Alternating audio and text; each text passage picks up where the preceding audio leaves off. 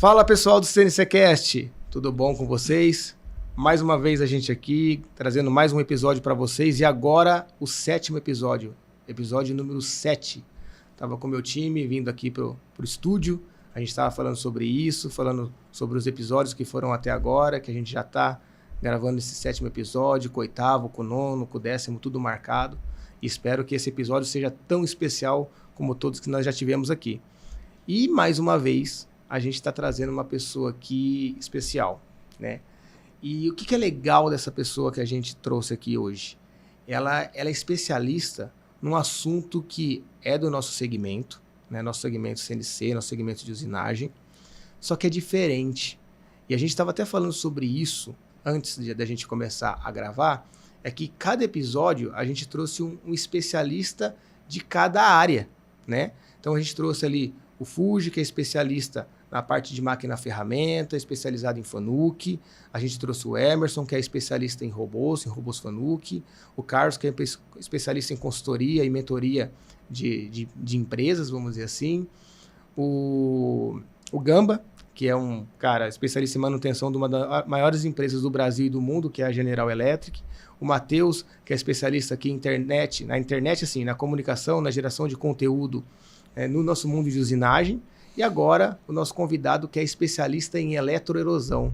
Então, assim, quem conhece esse segmento, sabe o que a gente está falando, já sabe até quem que é o nosso convidado, que está aparecendo o nome dele aí embaixo, né? Mas eu vou fazer aqui a apresentação dele digna. E é um segmento diferente a eletrosão. Dentro do nosso segmento, ele é uma parte diferente. E eu gostaria... É um episódio que eu estou esperando muito para a gente poder gravar, porque eu quero aprender muito sobre esse assunto. Eu conheço, eu sei do que a gente está falando, mas eu queria agora um especialista trazendo essas informações para a gente, tá? Mas antes da gente começar a conversar com o nosso convidado, aquele pedido, né? As nossas redes sociais, que vão aparecer para vocês aqui. Seguir o YouTube, seguir lá o Spotify, que já está rolando, né? A página do Instagram do CNCcast. Então, todas as nossas informações que aparecem aqui embaixo, o apoio de vocês aí, compartilhar, que é importante pra gente, beleza? Então, agora vamos aqui, sem demorar muito, sem muitas delongas aqui, trazer o nosso convidado para o nosso papo e aprender junto com ele, que é um assunto que vai ser muito especial hoje aqui para nós e para vocês. Nosso convidado, cara, ele tem mais de 20 anos de experiência nesse ramo de eletrosão. Então, assim, a gente pode dizer, até pelo histórico, e eu vou, durante o programa, vou dizer isso, onde eu tive contato com empresas que a gente falou desse segmento, falamos de máquina eletrosão, e normalmente eu indico essa pessoa, quando se fala em eletrosão, eu falo o nome dessa pessoa. O pessoal já conhece. Então, assim, ele, dentro desse segmento, ele é muito conhecido. Não sei se a gente pode falar assim, mas deve ser um dos mais conhecidos no Brasil dentro desse segmento. Ele tem experiência com treinamento fora do país, eu quero saber isso dele, como que é essa cultura fora do país que ele trouxe para o país para cá, e de trabalhar com algumas marcas de renome aí muito grande, né? E hoje em dia ele está representando, né, também uma grande marca nesse setor de eletrosão. E eu tenho o prazer aqui de apresentar para vocês o meu amigo Daniel Doreto. Boa tarde, obrigado pelo convite, estamos Daniel, aí. Vamos lá, cara. Em primeiro lugar, cara, quero agradecer você por ter aceitado o nosso convite.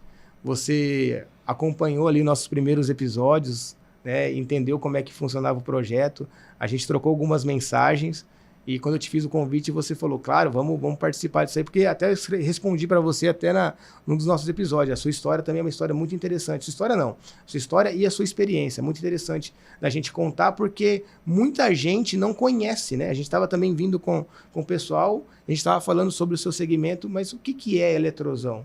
Né? Como que funciona? É diferente? Porque a gente está muito acostumado com a máquina-ferramenta. Então, muito obrigado de você ter aceitado esse convite e trazer a sua experiência e bater esse papo com a gente aqui, cara.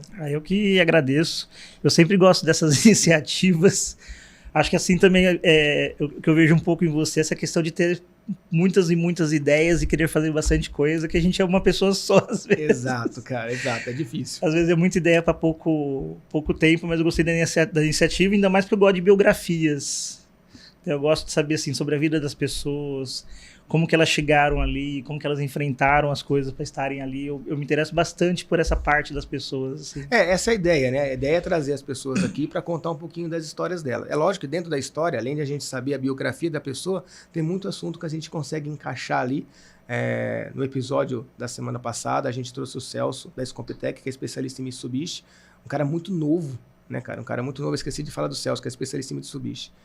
É muito novo e a história dele, assim, a cada 2 anos ela foi mudando de uma maneira, assim, que fez ele chegar onde ele chegou. Então, assim, até pra gente poder ter como experiência, assim, até a gente poder se incentivar, né, com as mudanças da pessoa. Então, essa é a ideia do programa. Espero que, assim, a sua história, né, e a sua especialidade também traga, também, assim, muitas insights pro pessoal que tá assistindo aqui, cara. Porque tem coisa que é interessante, às vezes a gente só sabe sobre a vida da pessoa quando a gente, às vezes, viaja, que aí sai um pouco do campo ali profissional do dia a dia, aí você acaba conversando, aí você descobre por que a pessoa também é daquele jeito, por que fala mais, por que fala menos. Eu tive um caso desse, né? Não, fulano fala pouco.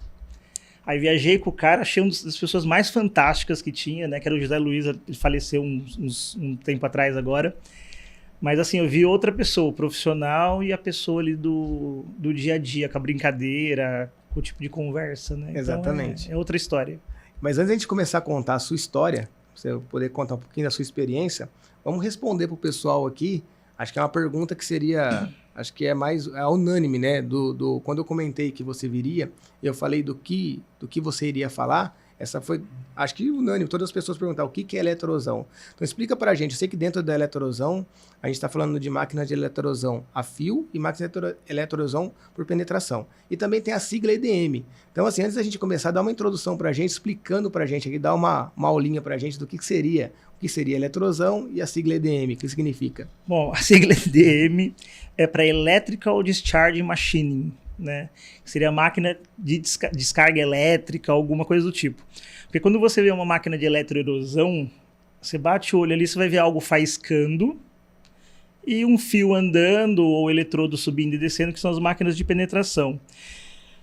Aí tem essa diferença. A penetração, eu desenho o que eu quero num eletrodo de cobre ou de grafite, e ela vai nessas faíscas batendo ali no aço, eu vou tirando o material, que eu vou falar sobre isso, mas ela vai tirando o material. Então o desenho que eu estou fazendo no aço, eu tenho que ter feito esse desenho antes, né, num eletrodo de cobre ou de grafite. Já na fio, eu tenho um fio padrão, hoje é um fio de latão lá de 0,25, mas tem fio menores também. E o que ela faz é sair fatiando o aço. E a gente está falando, às vezes, de olhar peças assim de 200 milímetros de altura, 300 de altura, sendo cortado por um fiozinho, que é quase um fio de cabelo aí, né?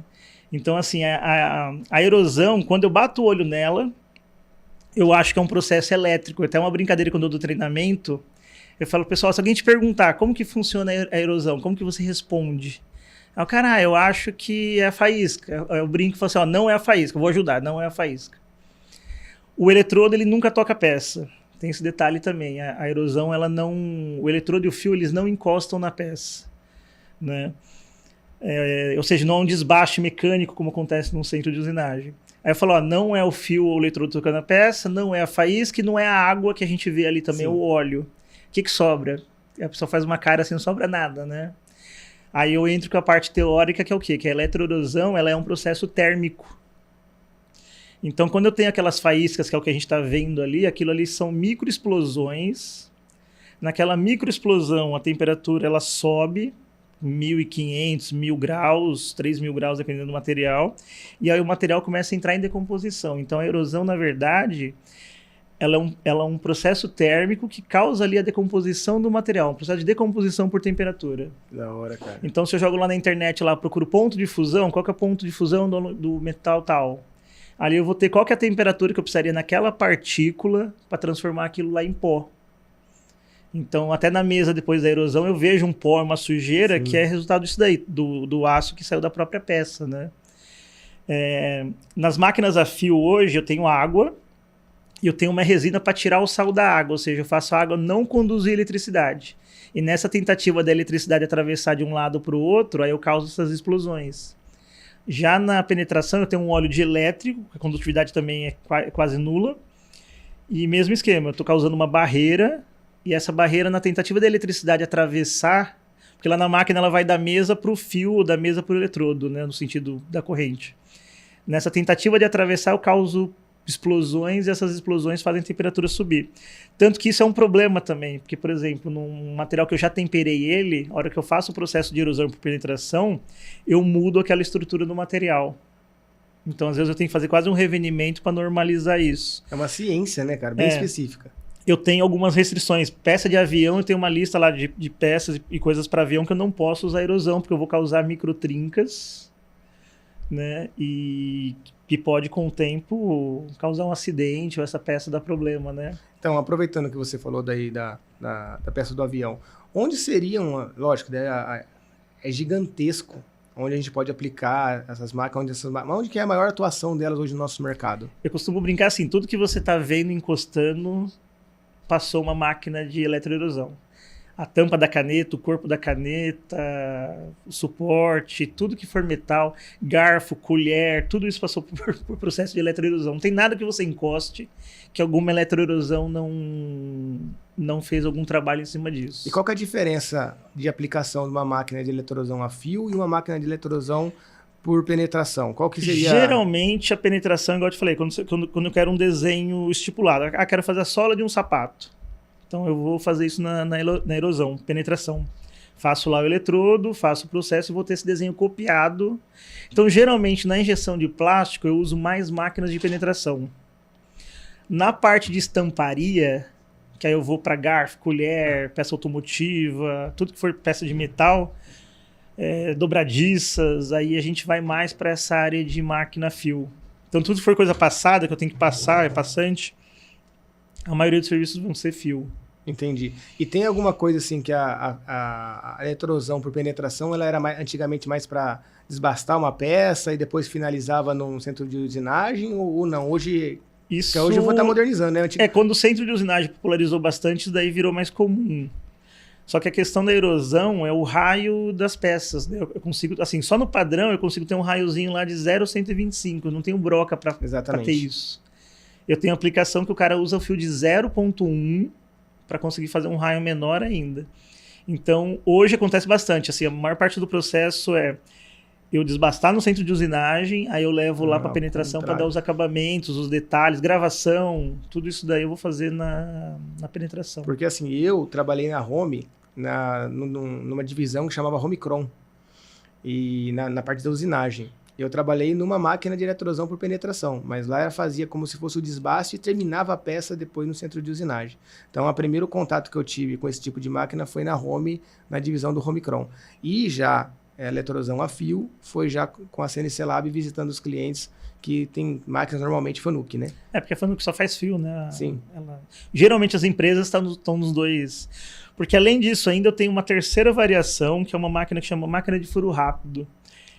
Ela é uma penetração não muito controlada, mas eu faço o furo no aço para poder passar o fio e sair cortando, entendeu? Quando eu quero fazer um corte dentro da peça.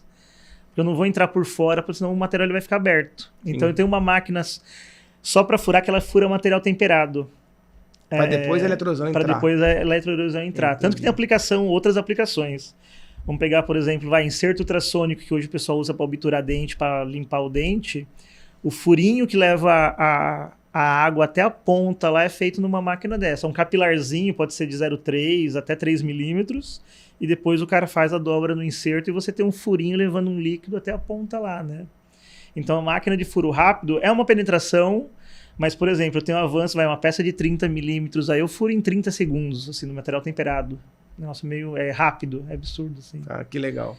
Mas tem aplicação específica para essa máquina. Às vezes eu não vou usar ela para fio, eu vou usar para alguma aplicação específica. Sim. Não necessariamente somente para poder fazer... Chuveiro, aqueles furinhos do chuveiro, eu peguei um molde que os furinhos eram todos feitos na furo rápido. Entendi. Então, legal. Fazia na penetração o corpo inteiro, mas os furinhos eram feitos na furo rápido. Legal. Pessoal, é um assunto extremamente técnico, mas acredito que deu para a gente poder ter uma ideia da diferença, né, das máquinas aí. E se também o pessoal tiver dúvida, alguma coisa aí, a gente pode procurar na internet também. Tem algumas dicas que você pode dar para a gente, para o pessoal pesquisar? É difícil achar material, tanto que sobre eletroerosão só existe um livro, assim, que foi um livro em inglês que existe. Existem alguns materiais feitos no Brasil para explicar o problema. Mas no site da ProMil, a gente está lá com um blog que a gente começou do zero. O que é eletroerosão, por que usar o eletrodo X ou o eletrodo Y. Então foi literalmente algo para começar do zero para quem não conhece o processo. Que legal. Fala o site aí que depois a gente É deixa embaixo. o promilEDM.com.br. Legal, pessoal. Então, sigam lá, busquem essa informação, quem tem curiosidade. Esse cara aqui é muito fera. Daniel, agora vamos lá contar da sua experiência, da sua vida. E normalmente, né, a gente começa até puxar lá atrás, na adolescência, como que surgiu a carreira técnica dos nossos convidados, e você não vai ser diferente. Então, até agora aqui, foi quase também unânime que todo mundo começou pelo Senai. E você, cara, como é que começou essa carreira técnica até para chegar nos dias de hoje, vamos dizer assim? Eu acho que é antes disso ainda, acho que o pessoal começa em casa. É verdade, não, é verdade, é. Eu sempre fui uma criança de desmontar e montar coisas. Mais desmontar do que montar. Lembro de pegar a plaquinha em casa, pegava uma chave de fenda, colocava no ferro, no fogão e tirava componente da plaquinha. Eu nem sabia para que servia aquilo. Mas eu sempre gostei muito da eletrônica, do campo da eletrônica. Achava o máximo meu pai ficar soldando bateria. Meu pai trabalhou na Estrela Brinquedos, que depois se tornou cliente mais tarde da Doretos também. E eu lembro dele fazendo essas coisas com solda, achava isso o máximo, assim. Então, desde pequeno, já ficava desmontando, pegando motorzinho de coisas. E aí aconteceu um fato engraçado, quando minha mãe sempre fez questão da gente fazer Senai, meu irmão tinha feito mecânica, estava na mecânica já. O Senai tinha aquela questão das empresas, da carta, para você fazer e tal. Exatamente. Quando eu fiz esse processo, a empresa pediu para primeira opção, colocar mecânica. A segunda opção, eu não lembro se era usinagem ou ferramentaria, mas era alguma coisa voltada na mecânica. E eram 3 opções, não tinha a terceira, a empresa não pediu a terceira. Aí eu fui lá e coloquei eletrônica. Falei, vai que, né? Mas a empresa estava pedindo para que eu fosse mecânico. Eu lembro que eu fiz a prova, a empresa não tinha um acordo, ou não fui com a empresa para o Senai. E eles davam preferência para quem tinha empresa. Exatamente. Né? Eu lembro que, bem vago assim, mas assim, de dezembro a janeiro ligaram em casa, abriu uma vaga na eletroeletrônica, que não era nenhuma das 3 opções que eu havia anotado. E mais tarde isso, para mim, foi a melhor coisa que aconteceu. Porque na eletroeletrônica você tem contato com comando elétrico, com motores, acionamento, CLP, coisa que na eletrônica eu não teria tido. Exatamente, seria uma eletrônica mais pura, vamos dizer assim, né? Era mais componente, o Senai era mais voltado para esse tipo de coisa, né? E aí eu fui pro Senai fazer eletroeletrônica, né? Nunca fui o mais inteligente da sala, mas assim, acho que era o mais esforçado, tanto que eu fui pro torneio de 97, caramba, que foi Piracicaba, era Piracicaba Limeira aqui, esses eixos aqui, né? Eu já tinha ido para outro Senai, porque acabou acontecendo nesse meio tempo aí. O Senai foi uma época que separou o colegial da escola técnica, teve esse desmembrou, né? E era a primeira turma do Senai da Vila Mariana, que era de automação robótica, sem o colegial. Então tinha que estudar de manhã lá no Senai e fazer à noite. E aí o Senai abriu para que alunos dessas turmas de eletroeletrônica fizessem a prova para essa turma, já que era uma turma nova experimental também. E aí eu morando em Guarulhos, minha mãe, não, vamos fazer um esforço, dar um jeito, você estuda lá, entendeu? Aí prestei, passei e fui pro Senai da Vila Mariana. Aí quando eu tava no Senai da Vila Mariana, no primeiro ano eu já fui representar ainda Guarulhos no torneio, porque era o ano seguinte que eu tinha saído. Né? Você tinha terminado em Guarulhos? Tinha terminado em Guarulhos. Aí no ano seguinte, fez 2 vezes o Senai? Fiz 2 Senais. Fiz o Senai Eletroeletrônica, que era o CAI. Sim. E depois eu fui pra Mecatrônica, que já não tinha mais o colegial junto. Então eu tinha que ir até a Vila Mariana, em São Paulo, fazer o Senai, voltar para Guarulhos e ia pro colegial à noite. E aí foi uma época assim de 15 aulas dia, dependendo do dia. Caraca, né? Porque até ao meio da tarde, mais ou menos, tinha dia que eram 15 aulas dia, assim, tranquilo. No próprio CAI a gente fazia isso, né? Sim. Porque era o dia inteiro no Senai e a escola. Sim, eu também peguei essa fase. Eu fui mais ou menos muito parecido com você. Eu também fiz o Senai, na época também as empresas... O Celso contou isso semana passada, cara. Também o lance do Senai, que não tinha carta da empresa. Eu também não tinha carta da empresa. Eu lembro que era muito concorrido, tinha que fazer a prova. E quem tinha carta tinha aquela preferência, porque as empresas não é que bancavam, né? Patrocinavam a indústria, né? O SESI, o Senai. E tinha 7 vagas só para quem não tinha vaga, para quem não tinha carta. E aí foi difícil, mas daí a gente conseguiu passar também. Eu fiz desse jeito, mas igual você. Que era assim, fiquei como primeiro suplente. Eu não tinha nota boa, mas não tinha empresa. E aí surgiu essa vaga na eletroeletrônica, que até hoje foi a... eu fiz mecânica geral, cara. Hoje, quando eu olho para trás, foi a melhor coisa. Falar assim, claro. se eu tivesse feito aquilo ali... Né? Tanto que tem um lance engraçado, que a área que eu tô hoje é mecânica, a gente vai chegar nesse ponto assim e tal, né? E um dia eu tava num cliente trocando uns botãozinhos de uma placa, e ele passou e falou assim, pô, até eletrônico tem que ser. Não, mas isso eu te falar, você fala que sua área é mecânica, mas a gente vê você atuando praticamente quase tudo na máquina, né, cara? E aí você faz esse tempo de você, 2 sinais, vai dar quanto? Vai dar mais ou menos 3 anos, 4 anos? Virou 4 anos. E você termina com quantos anos, mais ou menos? Eu terminei perto dos 18, 17 para 18, e aí eu já saí do Senai já encaminhado para a primeira empresa que eu fui trabalhar, que era a Tec, né? Que a Tec que a gente não falou o nome das empresas, eu deixo, justamente para você poder contar. Eu no Senai ainda da Vila Mariana, o Senai já encaminhava para algumas empresas. Sim, né? Exatamente. E o que seria a parte de vendas lá dessa primeira empresa, ele estudou no Senai da Vila Mariana, então era um local que assim, ele conhecia, que ele confiava. Eles procuravam alunos lá, e geralmente todo mundo que trabalhava lá tinha saído do Senai da Vila Mariana, a maioria. E aí o Senai já fez uma pré-indicação de, quando terminar, tem esse cara aqui, acho que serve para vocês aí, entendeu? Sim. E era um lugar, assim, que foi uma escola, porque era muito barra pesada, assim, no sentido de... Era uma firma pequena, com poucas pessoas, uma multinacional com 6 pessoas, 8 pessoas. A diretora era uma panamenha, mas, assim, ferro e fogo. Mas hoje eu também olho para trás e falo, se não fosse aquilo lá atrás... É uma base, vamos dizer assim. Foi uma base. Eu, na sua bio aqui, tem as empresas que você trabalhou, mas ela entra e sai em algumas situações, principalmente com a Doreto Assistência Técnica. Eu não quis realmente falar para você poder contar essa história. Aí você começa na Tec com que profissão? Quando eu entrei para a Tec, eles estavam precisando de alguém que fosse técnico, mas para implementar a parte de ISO, porque estava implementando a ISO 9001 aqui. Isso em 2000? 2000, 99 para 2000. Nossa, era um boom aí do 9001. Porque a Tec é uma empresa que trabalha com equipamentos para estanqueidade e fluxo. Então, tudo que você precisa testar, estanqueidade, fluxo ou teste elétrico, antes de mandar para fora, passa por equipamento assim. A embalagem do remédio para ver se não está vazando, a cafeteira para ver se ela não vaza, o fluxo do painel do carro, o fluxo do escapamento, testar o motor do carro para ver se não tem vazamento no motor do carro depois que eu colocar óleo. Então, a gente testa com ar isso antes. O cabeçote sai da linha de produção, ele é testado com ar, né? Então, é um equipamento para medir isso daí. Tanto que eu passava assim meses, às vezes 2 meses, por exemplo, na Fiat, calibrando esses instrumentos nas baias de linha de produção do motor. Isso era feito em loco, então. Então, você teve a oportunidade, assim, no seu primeiro emprego, de conhecer inúmeras empresas. Então, foi aconteceu. Mas, por exemplo, eu quando entrei era para fazer isso. Só que a minha veia técnica já puxava. Eu comecei a ler os manuais. Tem essa parte também, né? E aí, tem um aparelho aqui para arrumar. Não dá para você ir trocando uma mangueira? Trocar, vai fazer aqui. Aí comecei, tem o manual que explica aqui, quando o sensor não calibra, tem que trocar o resistor tal. Então comecei a ler os manuais e comecei a entrar nisso. A hora que eu vi, eu já estava dando manutenção em 100% nos equipamentos, e aí já me passaram para técnico externo.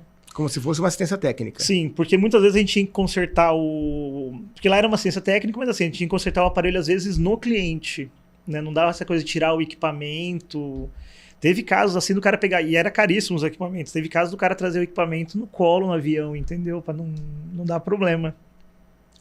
Só que assim, era uma experiência que você fazia tudo. Fazia eletrônica, fazia parte pneumática, fazia teste em cliente. E assim, cliente era Bosch, Magnete Marelli, Fiat, era só montadora, coisa grande. Indústria de trator, que é um negócio meio rápido e tem que ser solução para ontem, né? Então, assim, tinha esse teste no próprio campo ali. Então, assim, o primeiro emprego já foi com um cliente grande, já foi começar viajando. Quantos anos, mais ou menos, Daniel? Eu tinha 19 para 20, né? Aí eu comecei a notar que a firma também era uma firma francesa, ainda, né? Foram os primeiros a fazer esses testes de medir pressão em pneu, em linha de produção, o próprio medidor do pneu. Eles foram pioneiros nisso aí também.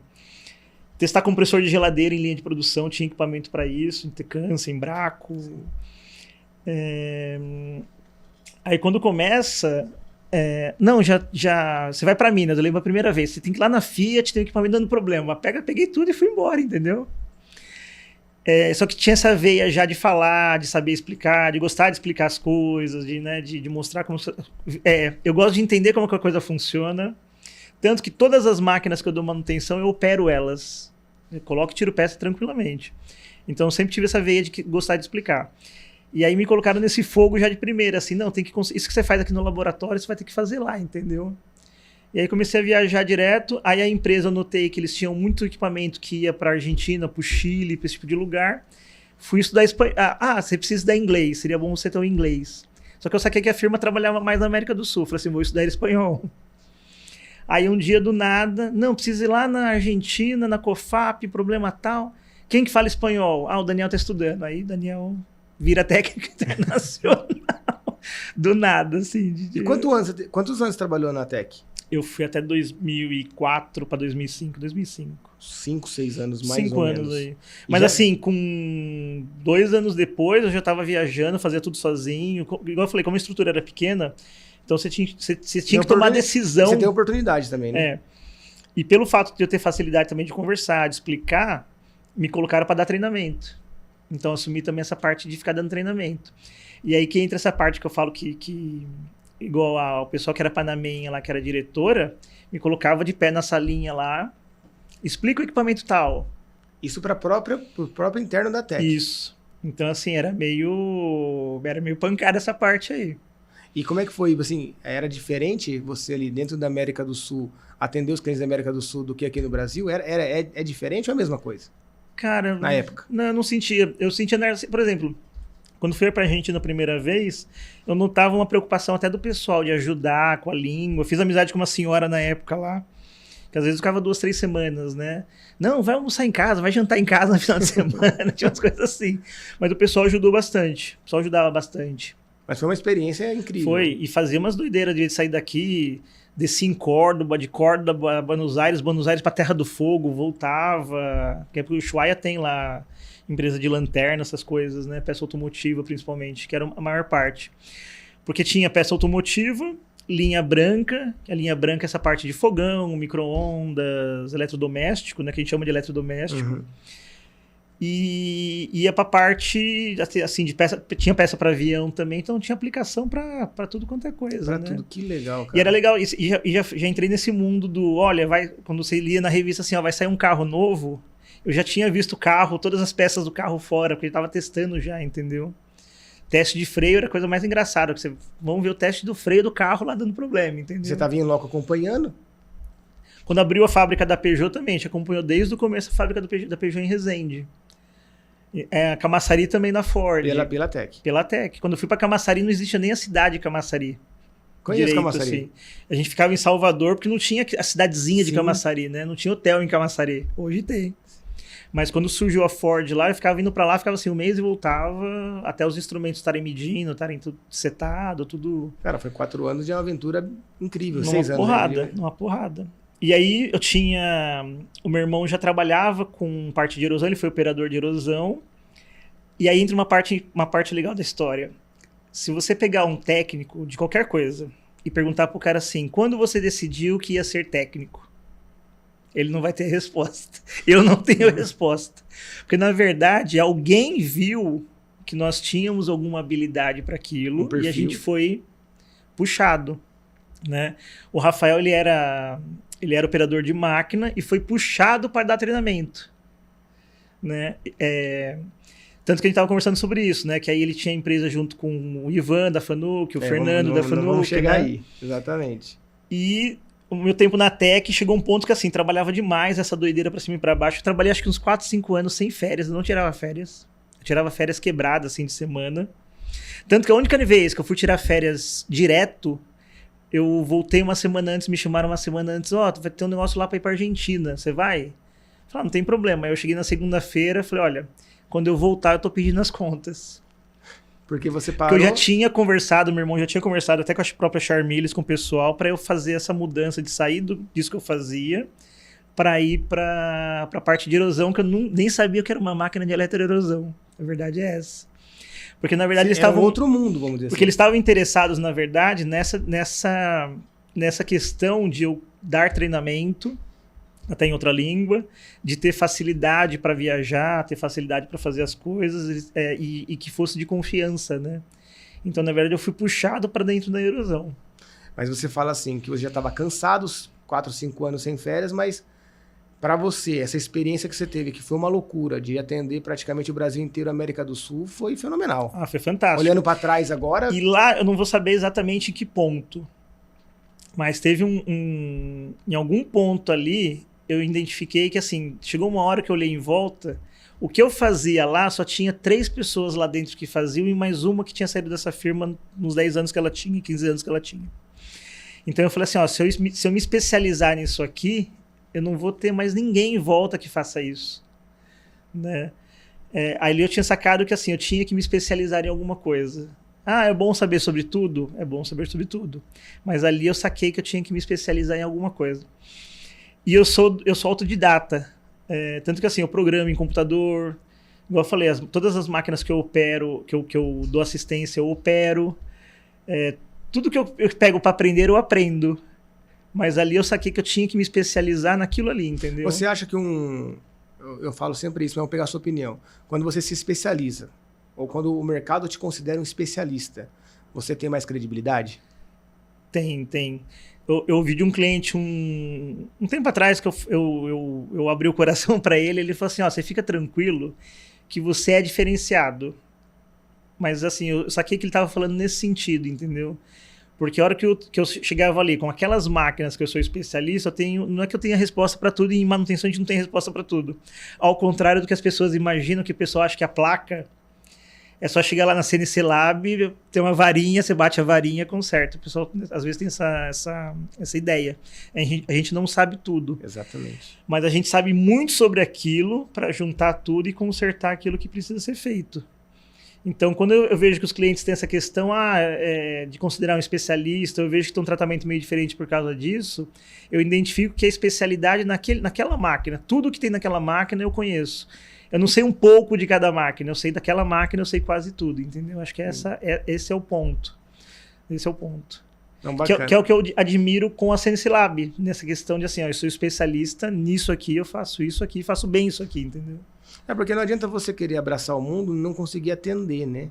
Você tem que definir qual que é a sua range, aonde você tem seu conhecimento, aonde você consegue atender, vamos dizer assim, com qualidade, acho que é isso que é o mais importante. E também depois se você receber o feedback que você acabou de receber do seu cliente. Fique tranquilo que você é muito bom no que você faz. Assim, o mercado considera você um especialista. A gente lá pensa muito desse jeito também. Não adianta, lógico, a gente tem a oportunidade de fazer vários outros marcas ou outros fornecedores, vamos dizer assim. Mas não vai ser igual o Fanuc. Então, eu acho que não vai ser igual, você também conhece a máquina Charmilis, vamos dizer assim. Então, eu acho que a gente também vende isso, a gente se apresenta assim, né, como especializado em Fanuc. E acredito eu que se você seja um dos maiores especialistas em eletrosão que a gente conhece. Como eu disse no começo, toda vez que alguém, independente do modelo de máquina, tá? Lógico, o Daniel tem umas especialidades mais em Charmilis, depois ele vai explicar mais aqui. Mas tem problema em eletrosão, eu sempre mando seu telefone. Conversa com esse cara aqui, se ele não faz, ele sabe quem faz. E o pessoal já fala, não, Daniel Doreto a gente já conhece. Beleza, vamos conversar com ele. Pro bem e pro mal, né? Às vezes agora eu gosto de comprar umas brigas com os clientes também. Não, mas às vezes eu tô no cliente, o cara fala assim, você mexe com aquela ali? Eu falo, não ofereço serviço, mas se você quiser eu dou uma olhada lá, copio um HD pra você, te dou uma indicação de alguma coisa. Parece muito, às vezes o cara comprou uma máquina de fora que não existe nem representação aqui, ninguém sabe que é a máquina, eu já fiz de colocar a máquina para rodar. Mas eu não vou ficar assim, placa é a mesma coisa, né? Eu tenho máquinas aí a gente repara a placa também. Só que assim, eu tenho 2 máquinas no Brasil, para que eu vou fazer um estudo enorme em cima de algo que eu não vou conseguir nem dar continuidade depois? E eu sempre estou estudando alguma coisa. Bacana. Agora, sempre tem alguma coisa para... Vamos contar essa história que você começou ali. E eu também não conhecia essa história, né? Quando você mandou aqui a biografia, a gente vai aprendendo, vai conhecendo. A gente conhece as pessoas, mas a gente não conhece a história. Isso que é legal da gente estar batendo esse papo. Então, lá no passado, seu irmão Rafael Doreto, junto com o Ivan e o Fernando, que são ex-Mitsui, vamos dizer assim, tinha o Rogério, que hoje é diretor da Bloom. Acho que o Rogério trabalhou um tempo com eles também. Eles. Então, eles formaram a Doreto Assistência Técnica? Não, eles tinham uma empresa deles, eu nem lembro o nome agora, não lembro. Mas eles tinham uma empresa deles que dava treinamento para Charmilis e para máquinas Fanuc. Em eletrosão. Em eletroerosão. Assistência técnica também. Tinha assistência, o Ivan fazia, mas o foco, por exemplo, do Rafael e do Fernando mesmo é mais treinamento, né? Mais esse tipo de coisa. Tanto que as máquinas que eu vou falar sobre elas, que é a máquina de fio de molibdênio, eles foram dos primeiros a pegar esse tipo de máquina no Brasil, que é um outro tipo de máquina fio que tá tomando conta, né? Aí depois cada um segue seu caminho, um para Fanuc e um para Charmilles, é mais ou menos isso? Isso, aí o Rafael separou, só que ele ficou sozinho, o Fernando tinha o Ivan junto lá e tal, aí ele ficou meio sozinho, ele falou, a hora é agora, tipo, larga o que você tá fazendo, só que eu ainda estava empregado na Tec, trabalhava na Tec, aí o que eu fazia? Eu ia de final de semana para Charmilles, e ele me dava um treinamento das máquinas e eu ficava lá de final de semana. Na própria Charmilles? Na própria Charmilles. Mas daí ele vai prestar serviço para Charmilles? Ele continua dando treinamento para máquinas Charmilles, mas dava só treinamento. Entendi. Né? E eu vou para Charmilles também para dar treinamento. Junto com ele? Junto com ele em máquinas de entrada, porque tinham problemas que assim, era tudo terceirizado e a gente vai para lá como terceiro também. Mas assim, a gente começa meio que determinar quanto tempo leva para dar treinamento na máquina, quanto tempo seria até para não estender muito a entrega da máquina para o cliente, né? E aí vocês vai como Doreto Assistência Técnica? A gente vai como Doreto. É aí que nasce a Doreto. Isso, aí que nasce a Doreto. Legal, cara. Então a Doreto mesmo foi fundada pelo Rafael e eu entrei meses depois, assim, para continuar ajudando, né? Então o seu irmão que acabou, assim, dando os treinamentos para você na máquina para você depois propagar isso no mercado. Ele estava acostumado, que eu estava sempre viajando para cima e para baixo. Viu isso também, porque nessa área nossa tem que ser isso, não tem que fazer. Tem jeito. E aí ele me trouxe, com o apoio até do pessoal da Charmilles, né? Vem trabalhar que a gente dá um jeito aí, tá? E aí você começa a atender a Charmilles, vamos dizer assim, diretamente, com treinamento ou com assistência técnica também? Só para treinamento. É isso que eu queria saber. Só que aí vem a veia do... E a Charmilles tinha uma política assim, ia antes um técnico, ele instalava a máquina, voltava. Ia gente de treinamento, dava o treinamento e voltava. Só que às vezes você vai dar o treinamento, a máquina dá problema. Tinha que ficar indo e voltando. Aí às vezes dava problema, eu comecei a fuçar na máquina, entendeu? Já era minha área técnica, né? Então assim, eu tinha dado uma pausa na parte técnica para dar treinamento. Precisava colocar a máquina para funcionar. Mas acabava fuçando, tô aqui, ligava, tô aqui, deu problema tal, o que dá para fazer? Começa aí nessa brincadeira. Aí a Charmilles passou por uma mudança de 2008 para 2009, que reassumiu um diretor que era um francês, que era o Eric. E eu lembro que assim, quando chegou ele mandou um monte de gente embora, só que ele andou pelos clientes na época antes, e o cliente falava, conheço o Daniel, tal. O Rafael já tinha virado funcionário da Charmilles, a Charmilles contratou ele primeiro, fez uma proposta para ele virar funcionário, até porque tinha parte de teste e aplicação. E eu continuei com a Doreto sozinho um tempo. Aí em 2009 o Eric chegou, mandou um monte de gente embora e fez a proposta para que eu fosse lá para dentro. Assim, na parte do dinheiro era até para ganhar menos. Só que lá atrás eles tinham, assim, me colocaram no ramo de erosão sem eu nem saber o que eu estava fazendo da vida na época, né? Então eu aceitei e fui lá para dentro. Aí em 2009 eu viro funcionário. Porque até pela questão de mandar para treinamento na Suíça, treinamento na China, como terceiro não daria para eles fazerem isso. Mas como funcionário daria. Então a gente fez essa questão de virar funcionário da Charmilles para poder participar do grupo. Então vamos falar aqui dos treinamentos, porque eu citei lá no começo que você tem treinamento internacional nesse setor que acredito que no Brasil poucas pessoas teve essa oportunidade. Como que foi isso, cara, para você? Como que chega essa oportunidade para você? Como é que você enxerga ela e como é que foi essa experiência? A primeira vez foi assim, a gente acabaram de virar funcionário em 2009. Aí me chega o Silvio Mitsunaga, que trabalhou na Fanuc, o Silvio falou assim, é o seguinte, vai ter um treinamento lá na Suíça sobre tal coisa. O Zé Luiz, que era o técnico já, né, que eu citei, ele falou assim, o Zé Luiz ele nunca foi pra Suíça, arruma as coisas, passaporte tá ok, assim, foi assim, entendeu? Você vai fazer o treinamento lá na Suíça e tal. Eu sempre falo que treinamento fora, assim, a gente vai e fica uma semana, 2 semanas, não é um tempo para você aprender tudo que você precisaria aprender. Só que a parte dos contatos e a parte da informação é o que vale.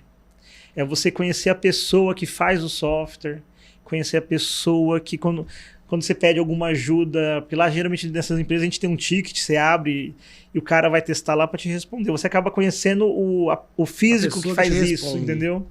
Então isso transforma o quê? Você começa a ter acesso direto a algumas informações.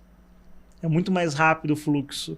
O cara te conhece, você conhece ele. Então, assim, eu sempre falei isso. Falei, ó, é fantástico, porque é muito rápido também. Você tem que estudar a eletrônica da máquina, elétrica. E erosão tem essa questão, né? Uma vez eu estava na Suíça, eu entrei na sala de treinamento, o cara estava olhando para a máquina, assim, eu falei, algum problema, né? Ele falou assim, tem tudo para dar errado essa máquina. Eu falei, mas como assim? Ele falou, olha, a máquina ela tem elétrica, eletrônica, pneumática, hidráulica. Tem tudo para dar errado, tá tudo junto ali. E a erosão tem isso, né? Eu tenho quase todas as áreas de tecnologia dentro da máquina ali. Então, assim, igual eu falei, 1, 2 semanas é pouco.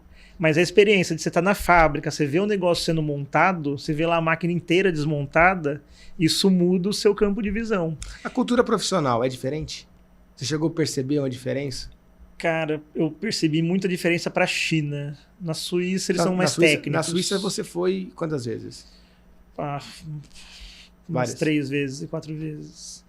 Para a China, acho que por aí também para mais. Porque foi a fase que eu fiquei com... Porque além na Charmilles, além dessa parte técnica, eu também fazia as feiras, né? Uhum. Até para ajudar os vendedores na parte técnica.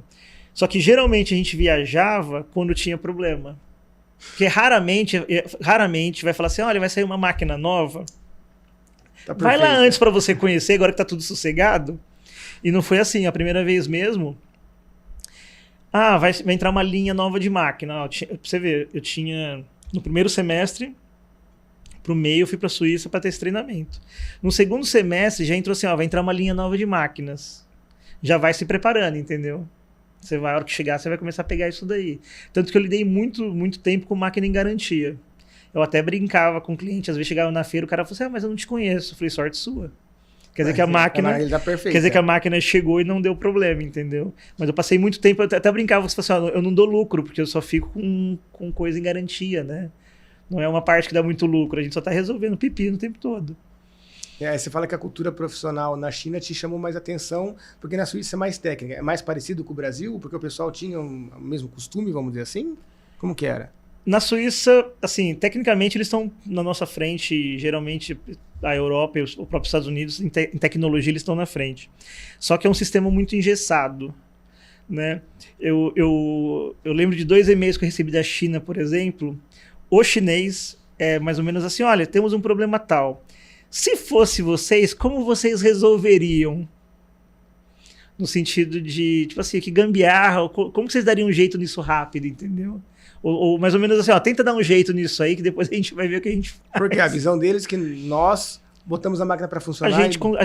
Pelo menos assim, o pessoal dentro da Charmilles, eles viram que a gente conseguia fazer isso às vezes. Ou já mandava um negócio, está funcionando desse jeito, só que a gente precisa saber a solução agora para resolver e mandar a coisa para frente, entendeu?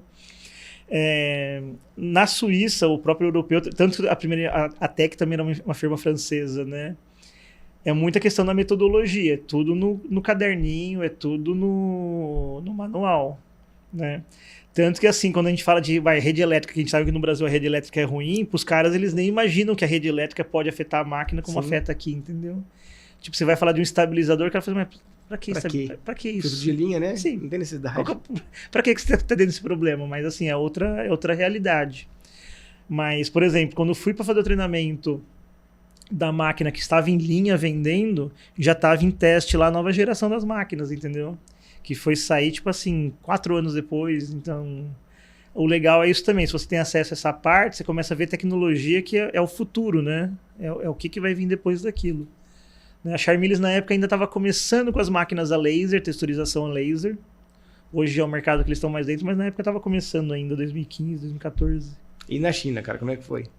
É outro mundo, né? Você foi lá para treinamento também ou para dar treinamento? Não, a gente foi para fazer treinamento. Entendi. Na época, igual eu falei, a gente vai para treinamento, mas na verdade é porque as máquinas que chegaram aqui deram muito pepino, ou tem alguma coisa que está fora, a gente vai para lá para explicar o que está acontecendo, para ver qual que vai ser a solução para a questão. Geralmente, a maioria das viagens que eu fiz para fora, eu levei um bolo de problemas que tinha que achar uma solução. E aí, nesse meio tempo, acabei fazendo outras coisas. Por exemplo, cheguei lá na China, aí veio um dia a menina lá e falou assim, o software não tem em português na máquina, não dá pra você acertar a tradução aqui pra gente. Era pouca coisa, assim, tipo, era pouca linguagem. Aí fui lá e traduzi o software da máquina. Tanto que hoje as máquinas ainda novas, o software da penetração não, eu só corrigi ele, mas o da fio eu traduzi dando treinamento aqui no Brasil. Que legal, cara. Primeira máquina, peguei o arquivo de tradução, a Suíça já tinha requisitado isso na época, não foi feito. Aí eu sentava lá, traduzia o que era texto ali da cara rápida, para depois traduzir mensagem de erro. Sim. Tanto que até hoje tem coisa que nem tá traduzida porque ficou no meio do caminho. Eu saí da Charmilles e acabou ficando. Mas assim, até tradução de software fazia também. Então tem um pedacinho meu lá em cada pedaço da máquina também. Então você conta que nesse caminho aí na Charmilles você entra para dar o treinamento, começa a fazer os treinamentos externos, mas quando você volta você também dava assistência técnica nas máquinas, em garantia, e também assistência técnica full time ou... Aí eu faço tudo, porque aí eu era o cara que sabia dar treinamento. Aí começa a acontecer, você vai, instala a máquina e dá o treinamento, e se der algum problema você já conserta. Então eu passei a fazer o que antes fazia com 2 técnicos, né? A própria Charmilles mudou nesse sentido depois também. Do cara que instala, do cara que dá o treinamento, já instalar a máquina. Só que eu chegava no cliente, o que o cliente tinha? O cara que dava treinamento, então geralmente troca o operador, o cara que conserta, e o cara que sabe colocar peça na máquina e cortar, que faz a aplicação, né? Então até hoje tem isso, porque o cliente gosta, porque chega lá, faz qualquer coisa, entendeu? Sim, sim. E às vezes eu tô em cliente, eu não tenho muita questão com horário, às vezes assim, o pessoal, o operador vai embora, eu tô lá, a máquina termina, eu termino o corte pro cara, tiro peça.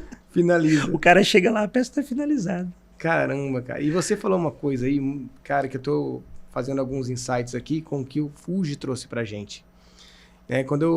Se você falou de por que ser especialista, o mercado te considerar, e eu fiz a pergunta para o Fuji. Fuji, por que você se considera... Como que você... Ele até fala, o mercado que fala que eu sou especialista, não é eu. Mas tudo bem, o mercado considera você especialista. Por que você acha que o mercado te considera especialista? E ele fala que ele aprendeu, assim, vamos dizer, as três... Como é que eu podia falar? O tríade ali da manutenção, que é a elétrica, a mecânica e a operação.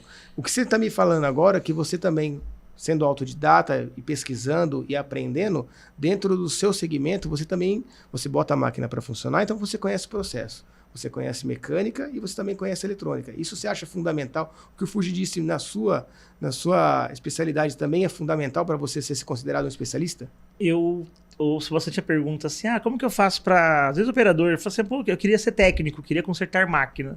Que curso que eu faço? Eu falo, geralmente um curso técnico para automação, elétrica, eletrônica e tal. Só que assim, você vai ter que aplicar tudo.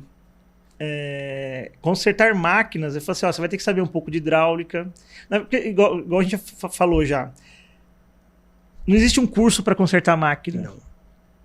Não tem uma escola de conserto de máquina. Não existe. Se alguém fizer isso, tá dando uma enrolada ou uma coisa por cima, entendeu? Porque não existe isso. E não tem YouTube que vai resolver isso. Porque a hora que eu chego ali na frente da máquina, eu vou aplicar conhecimentos de. E às vezes eu tenho que identificar se não é uma falha do software. Às vezes eu vou identificar se não é um problema de um contato elétrico. Problema de variação de rede elétrica, que às vezes já entra no invisível. Porque a máquina de erosão também tem isso. A máquina de erosão ela emite um campo magnético muito alto em volta. Então também os circuitos são afetados por isso. Então assim, na hora que a gente vai dar manutenção, na verdade eu estou aplicando conhecimento de várias áreas para identificar o problema. Por isso eu não consigo ficar dando chute no que pode ser o que é, entendeu? Eu tenho que conhecer um pouco dessas áreas, ou conhecer um pouco mais dessas áreas. Quando eu trabalhava com a Tec, vou medir fluxo de um escapamento, ou fluxo de um painel de carro. Eu tenho que conhecer de viscosidade, eu tenho que saber que a temperatura do ar influencia na própria viscosidade. Eu tenho que identificar que se a temperatura variar, o vazamento de ar é diferente, porque o ar expandido não vaza como um ar mais frio. Então, assim, eu estou aplicando conhecimentos de física, química, para achar um problema, entendeu? Então, essa parte da manutenção é isso. Como eu não vou ter um curso de consertar a máquina, eu vou ter que aplicar vários conhecimentos em cima disso daí. Aí que vem essa tríade aí também, né? Sim. Cara, e assim, podemos dizer assim que também, quando você fala no começo lá, quando você entra na Tec, você vai começar a procurar os manual dos equipamentos, estudar os manuais. Você acha que isso ainda hoje é fundamental? Cara, Porque a gente vê hoje que o pessoal não quer mais buscar o manual da máquina, não quer pesquisar o alarme que está dando, ele quer procurar no YouTube, ele quer procurar no Google, ou quer ligar para um especialista. Eu tive até um caso uma vez, o rapaz me ligou, era um técnico novo, ele me ligou. Aí ele falou assim, olha, você já teve problema tal na máquina? Já. O que era? Eu falei, a contatora fechava errada, vibrava e dava o problema. Passou uns 2, 3 dias, ele ligou assim, bravo. Ele falou assim, troquei a contatora lá, não resolveu. Mas você não pediu para ele trocar a contadora? Eu falei, mas eu não falei para trocar a contadora. Eu falei que você me perguntou o que era. Eu falei que naquela ocasião era isso. Ou seja, ele não analisou o problema, o que estava acontecendo ali na hora, entendeu? Ele quis aplicar a fórmula. E para essa área de manutenção não tem fórmula. Só que tem uma coisa engraçada. Eu sempre brinquei com isso daí também. Que eu falo que é mais fácil pegar um operador e transformar em técnico do que um técnico em operador. Porque às vezes o problema é um problema de usar a máquina, de aplicação, de parâmetro. E isso o técnico não tem muito. O técnico que não se interessa em operar a máquina, ele não conhece. Assim, consertei a máquina, fechei minhas coisas e fui embora, eu não estou ouvindo a máquina trabalhando. Perfeito. Eu não estou sentindo a máquina fazendo as coisas. Eu sempre tive um costume assim, fechei a visita, mas continuo aqui vendo o cara operando, até para ver as peças e tal. O operador não, ele tá ouvindo aquilo ali, ó, o dia inteiro. Qualquer barulhinho diferente, ele vai identificar que algum barulho tá diferente. Você tem o costume de perguntar, trazer o operador próximo de você e falar assim, como que tava antes, como é que tá agora? É que o trabalho nosso é quase um Sherlock Holmes, às vezes. De falar assim, estava funcionando antes, estava. Então é assim, assado. Só que a partir dessa informação entra uma outra coisa também. Uma vez eu falei com a pessoa falou assim, não, porque às vezes demora uns 2, 3 dias para achar o problema. Eu falei, pode ser que demore dias para você trazer uma peça, até meses para trazer a peça, dependendo do caso. Só que achar o problema, eu como técnico, a partir do momento que eu apertei um botão de start, eu tenho que saber qual que é o caminho que esse botão faz até o comando para funcionar. Isso seria vamos dizer, o mínimo. Que aí entra o quê? Manual do fabricante, análise de circuito e tudo mais, né? Só que eu tenho isso daí de falar, é mais fácil eu transformar um operador em técnico do que um técnico em operador. Bacana. É melhor, é mais fácil, acho que é mais fácil. Porque tinha muito isso na Charmilis também. Assim, acho que na época que eu trabalhava, que operava a máquina e dava assistência, era 2 ou 3 num grupo de mais pessoas. Então, às vezes, fala assim, porque o fulano vai lá em Manaus, só que o cara quer perguntar sobre o uso da máquina. Ele não consegue botar a máquina para funcionar. Do cara. Tanto que eu tinha acabado de virar funcionário, tinha um rapaz que ia fazer isso, eu falei, se você puder, você vem no sábado, eu te ensino, aí você faz lá, entendeu? Não tem problema. Mas aí vem essa parte de usar a máquina. Isso eu cobro do pessoal que trabalha comigo também, aprenda a usar a máquina, pelo menos colocar um mínimo ali, dar um start, entendeu? Essa época de Charmilis durou quanto tempo? Aí foi de 2009, como funcionário, 2009 até 2015. Tá, 6 anos. E de 2005 até 2009 como terceiro, né, dando treinamento. Então nós estamos falando de 10 anos. 10 anos total, aí. Aí de 2015 até agora, com a Doreto de novo que a gente vai... Então, em 10 anos ali vamos dizer assim, atendendo pela Charmilis, fazendo treinamento e fazendo assistência técnica. E aplicação. E aplicação também. E aplicação. Mas aí como é que explica pra gente como que era a aplicação? Porque uma coisa, eu até brinco às vezes assim, o pessoal que vai dar o treinamento, geralmente ele sabe colocar uma peça teste, bater um centro e dar start, a máquina sai cortando. Uhum. Se o cara pega a peça e fala assim, olha, mas a peça aqui tá deformando. Por que a hora que eu corto o inox começa a dobrar? Isso é aplicação. Né? Porque aí tá envolvendo já a temperatura, eu tô esquentando uma chapa de um material, então eu vou estar deformando ele. Aí já entra a parte da aplicação, que é eu saber exatamente todos os recursos que eu tenho para aquela máquina usinar. Porque um centro de usinagem mesmo, eu colocar ali um pedacinho de alumínio. Então não é colocar a sua máquina para funcionar. Eu tenho um pedacinho de alumínio e tem um programa meio que pré-pronto de teste, eu coloco ali, bato um centro, dou start, ela vai usinar para mim. Mas assim, a hora que a ferramenta começar a arrancar mais material, menos material, quebrar uma ferramenta, aí entra essa parte de aplicação. Entendi. Cara, e nesses 10 anos, assistência técnica e treinamento, o Fuji fala muito disso, que ele aprende, são 2 escolas diferentes. Assistência técnica coloca você na frente do problema, e eu acho que cada atendimento ele é um problema diferente, igual você falou, acabou de falar, no meu caso, para que essa situação, o problema foi o contator. Né, para o seu caso, eu não sei, dando o mesmo alarme. E o treinamento, você recebe muito feedback igual você acabou fazendo indo para a China, levou um monte de informação lá, um monte de problema para trazer a solução. O treinamento você recebe um monte de feedback do pessoal do dia a dia ali, dos operadores. Isso para você, fez você aumentar, vamos dizer assim, seu HD de informação? Sim, porque você acaba descobrindo formas de fazer a mesma coisa de vários jeitos. Às vezes você chega para dar o treinamento, o cara já é um senhor de 70 anos que opera a erosão há 40, 50 anos, e aí você começa a dar o treinamento explicando uma coisa, o cara fala, não, eu sempre fiz desse jeito, aí você descobre que existe um jeito melhor de se fazer aquilo, um parâmetro melhor, ou comparação. Agora, o que o treinamento sempre me deu foi saber a expectativa dos operadores no sentido do que a máquina pode fazer. Porque até hoje, por exemplo, quando vem uma máquina nova, eu olho para a máquina e falo assim, mas será que essa máquina ela faz a aplicação do fulano, a aplicação do fulano e do fulano, que são coisas meio fora do normal, entendeu? Então tem muito isso aí. Você chegar na hora do treinamento, o cara fala assim, legal, essa máquina é fantástica, como que eu faço tal coisa? Aí é a hora que entra a aplicação. Entendi. Entendeu? Assim, do treinamento tem, mas assim, a hora que vai entrar a aplicação, como que você faz X coisa com essa máquina aí? Né? E chegava perguntas para você assim nessa época, cara, eu tenho a necessidade de fazer esse tipo de peça com esse tipo de material. Qual seria a melhor máquina para eu fazer esse tipo de coisa? Que é a aplicação e o que a gente faz até hoje para vender máquina. Sim, é isso que eu ia chegar. Porque assim, igual eu te falei, a erosão é um processo térmico. Então, por exemplo, vai aparecer o cara com o material e ele vai falar assim, eu tenho uma liga aqui para cortar, será que a sua máquina corta? Aí a primeira pergunta é, você sabe qual que é o ponto de fusão desse material? Porque aí eu já começo a caçar se está perto de um aço, está perto de um alumínio, começo a caçar perto disso. Então, assim, isso daí já é um processo quase automático hoje. Quando o cara vem, não, eu tenho tal coisa para cortar, então assim, qual que é o ponto de fusão, você sabe? Ah, não sei, então a gente vai precisar saber ou vai precisar testar, não tem como sair disso, né? E isso acaba sendo um aprendizado absurdo, né? Sim, e tem coisa que sai fora do normal. Por exemplo, usar máquina de fio para cortar urânio empobrecido para blindagem, por exemplo. Que sobra lá do reator na USP. Lá o pessoal usa para fazer blindagem, até para submarino lá que tá montando no Rio. Só que assim, você vai cortar com a máquina de erosão isso. Só que assim, corta muito lento. Então assim, é um processo de o pessoal descobrir parâmetro, qual que é a melhor tecnologia.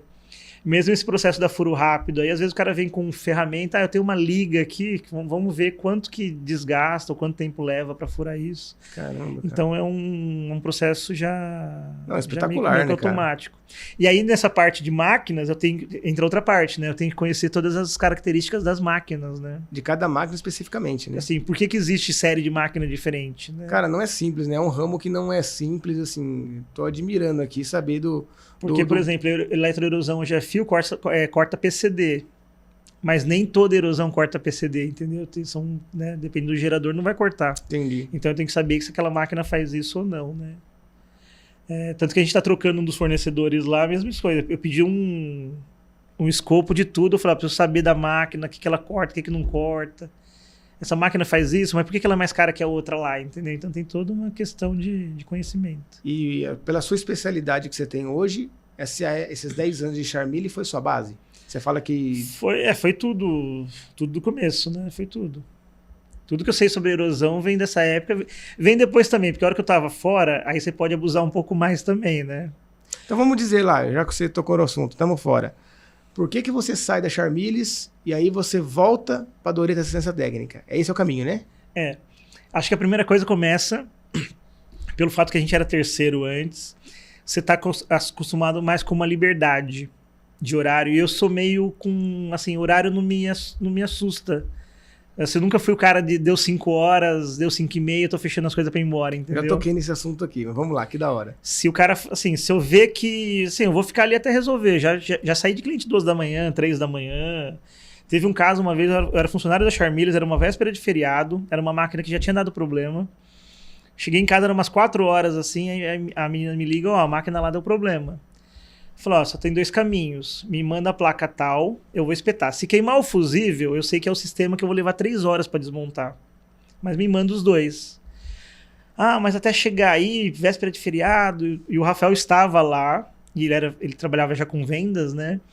Ele falou, faz o seguinte, vai para Bragança, sai de Guarulhos, vai para Bragança, eu tô saindo da Zona Sul de São Paulo, eu levo para você as coisas, a gente se encontra lá.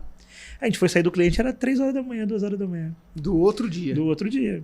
Então, assim, se precisar ficar, pra mim não tem problema. Até brinquei uma vez com um cliente, deu horário, ele falou assim, Noreto, me fala quanto tempo mais você vai ficar, que eu tenho que buscar minha filha, aí eu não sei se eu te espero, se depois eu volto.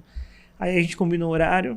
Aí eu falei, cara, eu nunca saio no horário assim, nunca... Aí eu brinquei, falei, ó, técnico quando sai mais cedo, tá esquecendo alguma coisa. E se sai no horário, é porque ficou enrolando até o... Não, e é verdade isso aí, porque uma vez a gente se encontrou num cliente, já faz muito tempo, isso aí foi antes da pandemia, em 2019, eu acho. Foi lá em Bragança também, a gente tava num cliente lá, tava com um problema, tava dando um alarme de tensão diferente da máquina, que não era equipamento Fanuc, o problema era na máquina. Aí a gente tinha seu contato, ó, tem o Daniel a gente conhece, vou dar uma ligada pra ele. Você tava em Bragança, você tinha terminado um atendimento, acho que foi na MW CUT. Aí você falou, vou passar aí. Você, assim, você não tava nem atendendo ele, vou passar pra dar uma força. Isso daí foi até 9 horas da noite, 10 horas da noite, a gente saiu de lá. Eu lembro que a gente saiu de lá, tava eu e o Danilo, e você continuou lá ainda com o pessoal tentando resolver o problema deles, cara. Que legal. Mas eu nunca fui muito com horário, assim, tipo, né, ficar preocupado que tem que... Não, tem que resolver. Como tive cliente, o cara falou, preciso entregar a peça amanhã. Vamos embora. Vamos fazer rodar. Então tinha essas questões. Com horário, você fica mais engessado, o cliente sente isso porque lá também. na Charmiles aí já era mais politizado. No começo assim. tinha uma liberdade, depois começou a se alterar, até pelas questões trabalhistas também. Aí começou assim, não, deu horário, tem que ir embora, entendeu? Acho que foi a mesma época que a Home aconteceu isso também. Volta no dia seguinte, só que assim, às vezes no dia seguinte já tem agenda, dia seguinte o cliente vai ter que pagar um retorno. Exato. Então eu comecei a pegar essa fase aí. Aí começou a ter aquelas crises econômicas, né? Tipo, tá apertado aqui, tá apertado lá. Tinha gente indo com o carro até vazio trabalhar, porque assim, se for mandado embora, o carro já tá sem as coisas. Aí um dia chamaram e falaram, a crise tá complicada e tal, vamos desfazer o contrato. Eu falei, pra mim tá de boa, assim. Então, estamos quites agora, porque eles, igual eu contei, né? Me deram a oportunidade de aprender erosão. Fui pra lá, depois virei funcionário, e nessa hora aí pra mim tava kit. Falei, pra mim tá tudo certo. Porque na minha cabeça lá dentro eu já tava meio que com isso planejado. Olha, se eu sair daqui, eu volto com a Doreto e vou tocar. E você já tava com o seu nome ali, vamos dizer assim, já no mercado, né? Sim. Já era o Daniel da Charmiles, vamos dizer assim, mas era o Daniel Doreto. Sim, tanto que eu fiz um monte de papel lá. Falei assim, vou mandar umas malas diretas, não era igual é hoje, né? Faz pouco tempo. Vou mandar mala direta, vou mandar carta, tal. Cara, acho que eu não mandei um panfleto daquele, eu gastei dinheiro. Não deu tempo, porque eu saí em outubro, em janeiro eu já tava... O pessoal já tava entrando em contato com você. Deu um tempo ali que eu tinha acabado de mudar de apartamento. Falei, vou arrumar. Fui conversar com a Fanuc, o pessoal da Fanuc chamou pra trocar uma ideia lá também. Em janeiro eu já tava no pique viajando pra cima e pra baixo já. E aí atendendo... Pela Doreto, voltou com a Doreto. Você nunca fechou a Doreto, então, né? Ficou inativa nesse período, né? A gente aí reativou ela e novamente. Continuamos. Só que eu brinco que, assim, mesmo durante o tempo que eu fiquei lá, a Doreto estava ativa. Porque, por exemplo, né? Tem uns cálculos para fazer lá. Aí primeiro eu fui lá e fiz o cálculo no Excel. Depois eu fui lá e fiz o softwarezinho em C++ para fazer o cálculo. Então, assim, eu estava fazendo coisas que não eram coisas que a Charmiles pedia como funcionário, entendeu? Mas eram coisas que para quem operava erosão era um negócio fundamental que precisaria. Então eu continuei fazendo, igual, por exemplo, tem os softwares, me interessa, vou tentar corrigir a tradução. Então era coisa que não era assim, não era mandado eu fazer, mas era coisa que eu gostava de fazer e estudar. Então isso nunca parou. Assim, eu era funcionário, mas a Doreto dentro de mim continuou fazendo coisas e estudando coisas que eu nem ia usar ali, entendeu? Vou usar lá pra frente depois. Que um dia ia precisar. E quando você volta com a Doreto, reativa a Doreto, focado em Charmiles? Focado em Charmiles, 100% Charmiles. Que era o mercado que você já atendia, e eram os clientes que você já atendia. Já conhecia, já. Tem aquele receio, né? Os clientes ficam naquela, mas será que agora... Será que você sozinho lá? Mas depois... Hoje já é comum. Outro dia o cara me falou isso na mesa. Uma empresa grande, ele falou assim, a gente sabe hoje que eu compro a máquina, durante um ano eu tô ali com a garantia, mas depois a gente chama qualquer um, entendeu? Entendi. O cara deixou claro isso lá. E assim, cara, como é que foi essa fase, assim, no começo que você começou a trabalhar por conta? As expectativas... Teve algum medo? Como é que foi? Porque assim, a gente conversa com pessoas que empreenderam e o pessoal fala, cara, teve uma fase que foi difícil, teve uma fase que eu achava que não ia acontecer, mas aconteceu rapidamente. Com o Celso foi muito disso. Então, o começo não foi difícil, o meio acho que embolou, que é a fase que eu tô hoje de mudar algumas coisas, umas maneiras de trabalhar. Às vezes a gente acha que entende o mercado. Acho que vocês têm isso também de Sim. fazer uma estratégia, eu vou trabalhar deste jeito. Aí você começa a fazer, começa a dar tudo errado, porque na verdade o mercado não vai trabalhar daquele jeito e não quer aquilo, né? Que eu tava brincando até antes de começar, que eu falei assim, pô, eu achava que o cara queria o negócio consertado e barato. Não é isso que ele quer, né? Que é barato, que é ontem. Então a gente acaba descobrindo. No começo não teve tanta dificuldade, porque os clientes também foram aparecendo. Hoje já é um processo de indicação e a gente também está forte dentro da internet, no próprio LinkedIn, nesses lugares. Então o pessoal fala, ó, te achei na internet. Ou então, assim, a maior parte, né? O fulano me indicou você, e muita indicação é de máquina que eu nem mexo, mas assim, às vezes acabou ajudando o cara. Fala, desmonta aqui, desmonta lá. Assim como o Fanuc também eu não sou especialista, mas uma vez estava no cliente, acho que eu liguei pro Danilo para vocês, falou, ó, tem um código tal aqui. Ah, tem que tirar isso daqui e mandar para cá. Desmontei e falei pro cara, ó, depois você monta aqui, o parafuso é esse aqui, o cabo é esse. E taca pau, entendeu? E só pra... Você falou de Fanuc, né? A máquina Fanuc. Mas a Charmilis tem uma linha de máquina que utiliza Fanuc, né? A parte de eixos, das RoboFios, porque a Charmilis, né, as máquinas que eram 97 para frente, era deles o comando. Aí quando surgiu as RoboFios e as RoboForms médias lá 2007, 2006, toda a parte de eixo e comando era Fanuc. A interface é Charmilis, mas a parte interna é Fanuc. A parte traseira, né? A parte do e aí a minha experiência com a Fanuc vem disso. Foi quando a gente se conheceu. Exatamente. Também, né? Eu queria contar ao pessoal, né? Ô, Diego, mas o Daniel Charmilis tem a máquina Fanuc. E onde que entra essa conexão? Porque na Charmilis tem uma linha de máquina com Fanuc. E daí a gente, quando eu vou para a CNC Lab, a gente começa a se encontrar ali. Fizemos alguns trabalhos juntos. Porque eu cheguei até a consultar o Fernando às vezes... Porque não tinha, assim quem eu vou perguntar de Fanuc, entendeu? Aí consultava o Fernando, tem isso, tem aquilo, o pessoal de software às vezes sabe também. Aí quando a gente começou a trabalhar, a procurar, falava, achei alguém agora que mexe com Fanuc, entendeu? Isso aí foi também lá para 2018, 2019, mais ou menos, né? Foi nessa fase aí. Mas que legal. E como é que tá, cara, assim, agora nessa fase da Doreto Assistência Técnica, para depois a gente poder falar, como é que foi esse período para você aí? Conta um pouquinho da empresa também, a especialidade da Doreto, quais são os planos que vocês têm? Eu tinha um plano para Doreto de 5 anos primeiro, só que aí calhou que a pandemia calhou no 4º ano da história, assim, do 5º ano da história entrou a pandemia. Por que 5 anos, só para entender? Porque comigo, eu já notei que a minha vida ela muda de 6 em 6 anos. A cada 6 anos tem uma mudança assim. Porque eu ainda brinco assim, não, porque é Libra com ascendente Sagitário, sabe o que significa? Nada. Não muda nada. Mas é um fato que eu já notei que assim, a cada 6 anos a coisa muda. Alguma coisa muda. Se você pegar na retrospectiva, comecei a trabalhar em 99, 2005, eu estava saindo da Tech para Charmilis. Então, se pegar os períodos, dá tipo assim, dá mais ou menos 2009 para 2015, você começa a pegar as contas lá, tudo, você vai achar esses ciclos de 6 anos aí misturados, 5, 6 anos. Aí eu tinha um plano e calhou a pandemia no meio aí. Só que aí nesse meio tempo também, o que eu resolvi fazer? Eu notava que as placas eletrônicas estavam ficando muito caras, até hoje, né? A gente tá numa fase aí, tem placa da máquina de Charmilis aí com R$160 mil, módulo da máquina. E como eu sempre gostei de eletrônica, aí vem outra história, né? Eu não estudei eletrônica diretamente. Eu fiz eletroeletrônica e a mecatrônica na automação, que era a parte de robótica. Falei assim, vamos começar a consertar a placa. Fomos começar a estudar eletrônica a fundo mesmo e começamos a dar reparo em placa. Que ao mesmo tempo que foi uma coisa boa, também é uma coisa ruim. Porque às vezes tem, igual eu falei, tem máquina que a máquina existe 2 máquinas no Brasil. E a Charmilis tem placas muito específicas dela, né? Não tem... E assim, essa parte da engenharia reversa é muito maluca, assim, de você... Teve uma placa de eixo aí que eu acho que demorei uns 4 anos para entender o funcionamento da placa. Só que a gente está numa cultura que no Brasil, que eu vou falar especificamente no Brasil, né? Que a gente já falou sobre isso. O novo lá custa 50, você está cobrando 5 e parece que está muito caro isso. Isso está desestimulando esse mercado de reparo de componentes. Não sei se está notando, você deve ter outras empresas que o cara prefere tirar, assim, vou parar com a parte de reparo, entendeu? Vou mandar para fora, alguém faz. Sim. Então, porque isso acaba desestimulando essa parte aí. Para nós, eu acho legal. É igual agora mesmo, a gente consertou um módulo que custa na Charmilis lá coisa de 150 mil. E a gente conseguiu fazer a engenharia reversa de um pedaço do módulo e encontrar o problema, entendeu? Porque assim, né, não é que tá deixando de reparar, porque é mais fácil também vender, né? Assim. É o business, vamos dizer assim, o business das grandes empresas, hoje a gente vê que eles focam mais em vender, ou trocar a placa, ou trocar o equipamento, do que reparar. Até porque o tempo de reparo hoje é muito cobrado, né?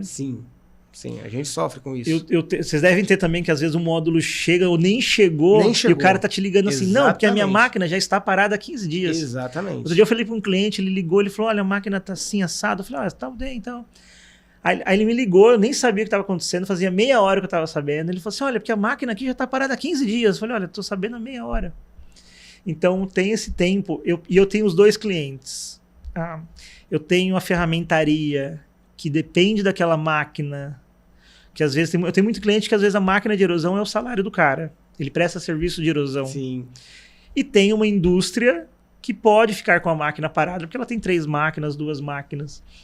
Eu ainda estou tentando, até hoje eu não entendi muito esse mercado do que dá para tempo de parar, dá tempo. Esse cliente mesmo que a gente consertou o módulo, eu falei para ele, cara, é o seguinte, a gente não tem nada ainda, a gente vai ter que fazer uma engenharia reversa, e foi procurada na unha, assim, na lupa o problema, e vai demorar, assim, só que você me fala quando é para parar. Se você falar que para você parou aqui, eu compro um negócio novo. Então é o que eu tento fazer com os clientes hoje. Porque eu cheguei a dar uns surtos, às vezes, e falo assim, não conserto mais. Se o cara quiser, ele compra novo. E aí vem a maior parte das minhas brigas com clientes vem disso daí. Porque está demorando muito para entregar a placa, mas essa placa aqui tem um processador que nem fabrica mais. Exatamente. É uma máquina... Tudo bem, você comprou uma máquina em 2015, só que o projeto era década de 80, tem processador que nem existe mais.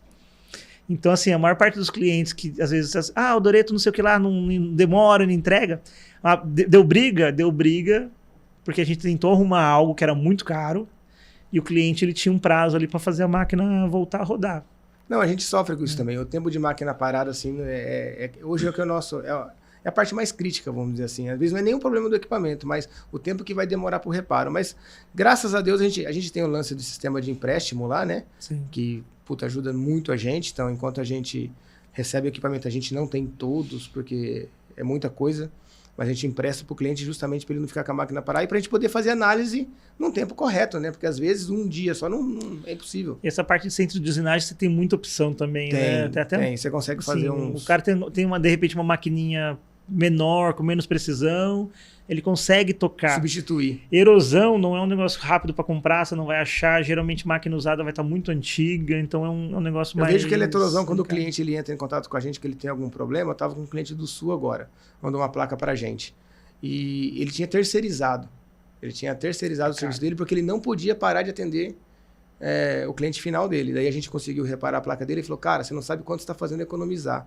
A gente fez lá ele ia ter que comprar a placa, mandou pra gente, a gente reparou, entregou pra ele e colocou, testa na máquina. Ele ligou pra gente, máquina tá funcionando, cara, obrigado. Você não tem noção de quanto você tá fazendo a gente economizar. E antigamente você tinha muitos prestadores de serviço de erosão. O cara ele só tinha erosão e prestava serviço de erosão.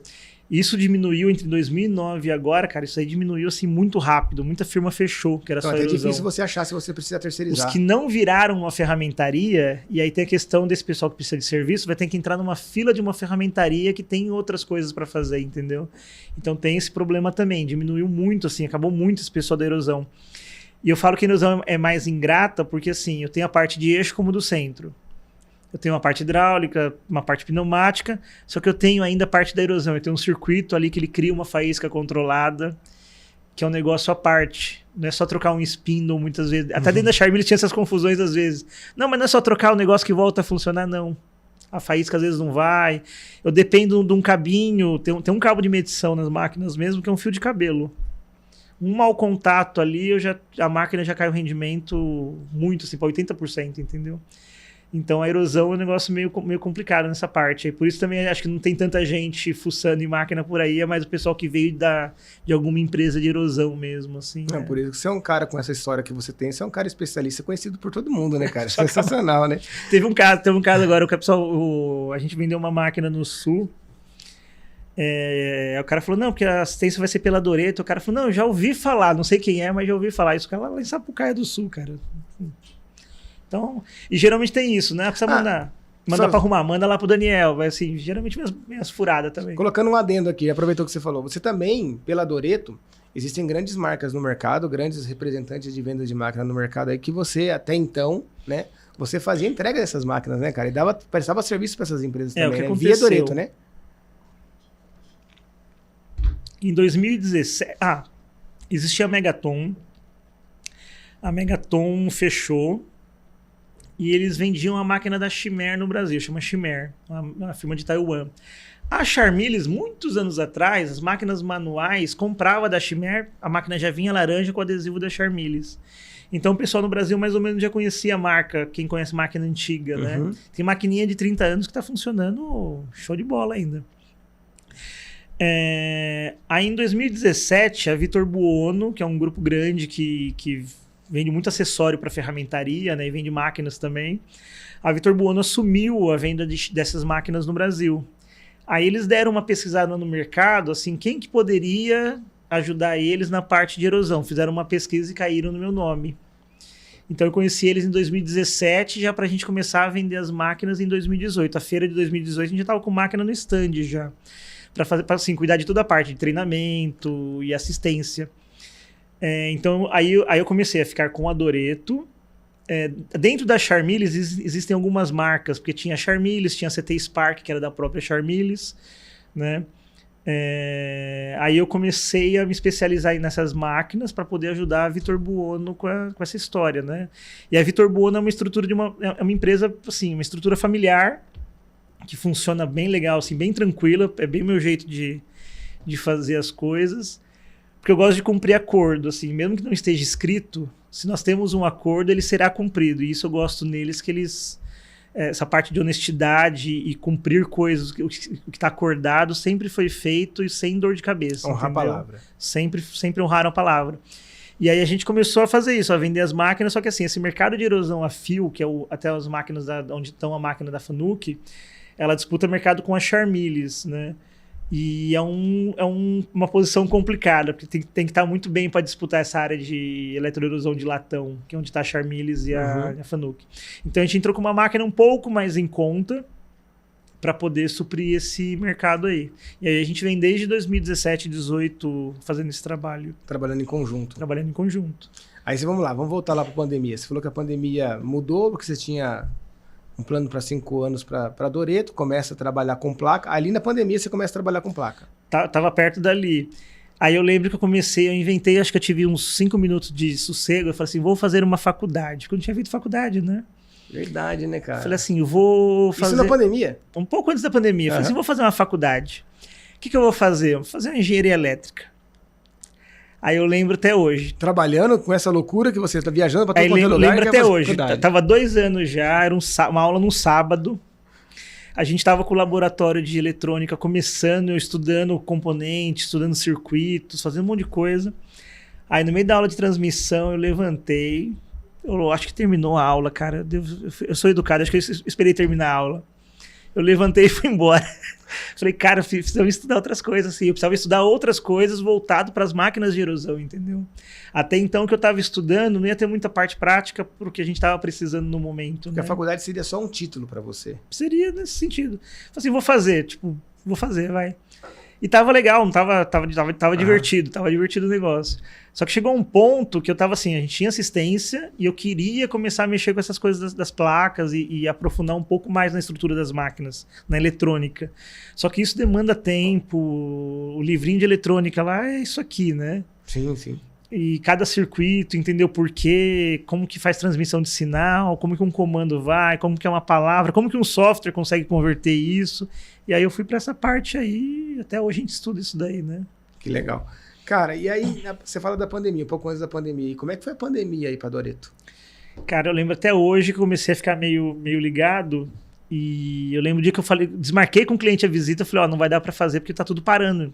Porque era no interior, né? Eu falei assim, aqui em São Paulo tá tudo fechando, cara. Na época do dia 20 de março. Aí o cara brincou assim, ele falou assim, para de ser bunda mole, vem aí e tal. Depois eu brincava com isso, porque a firma dele fechou, porque metade da firma tava com Covid depois.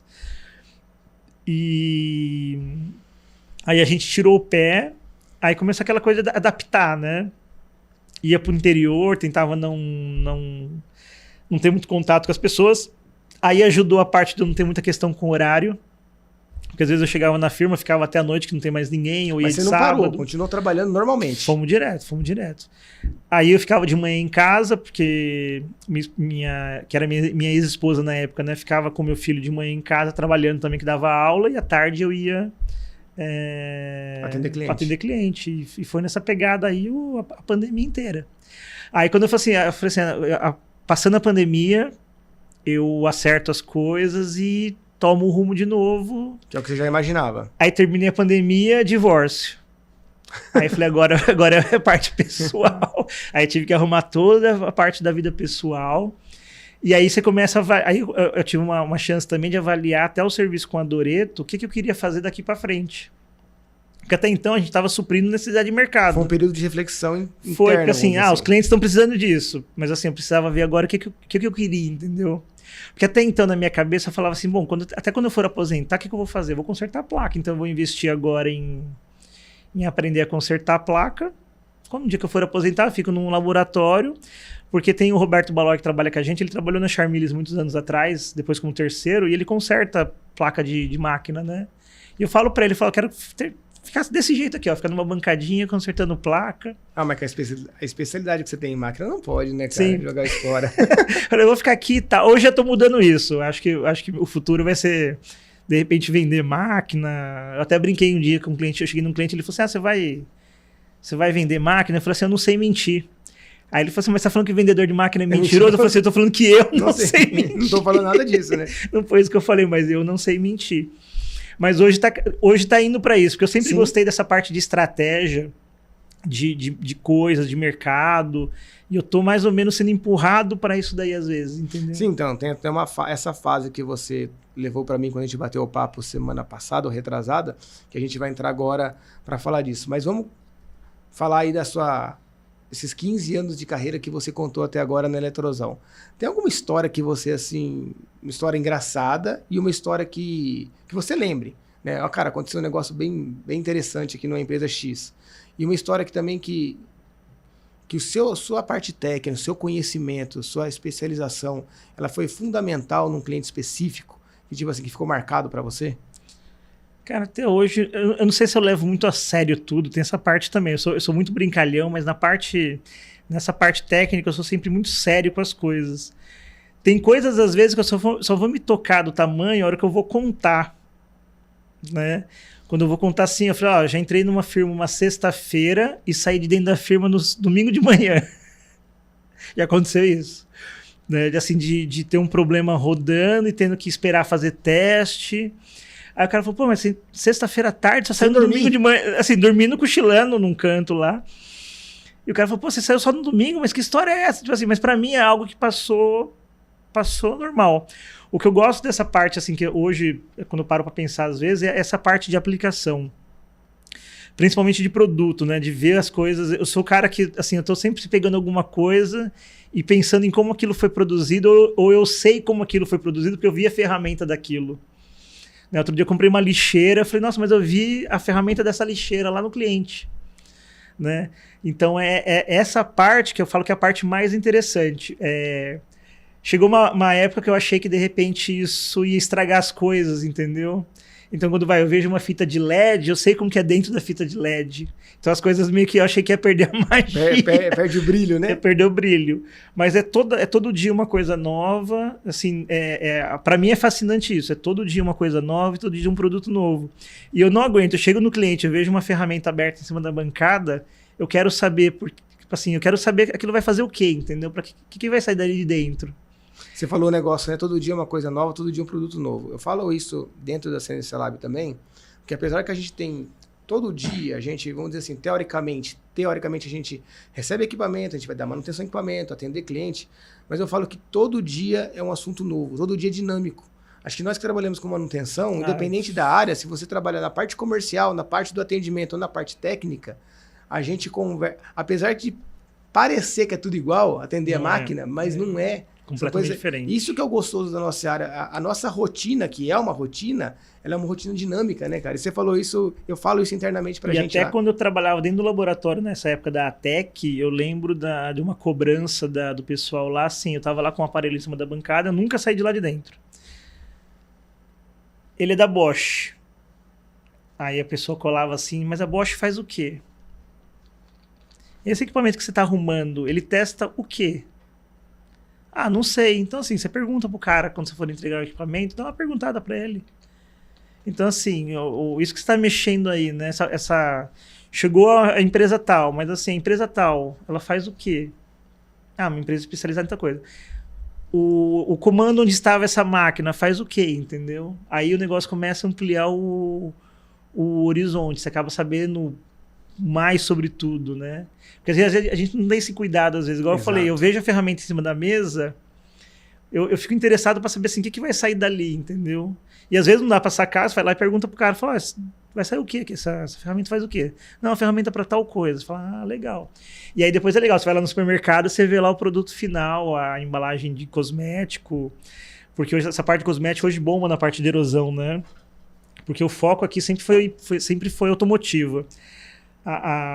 Hoje a erosão mesmo, o processo todo está em automotiva, aeroespacial, que é essa parte de avião, peça para avião principalmente,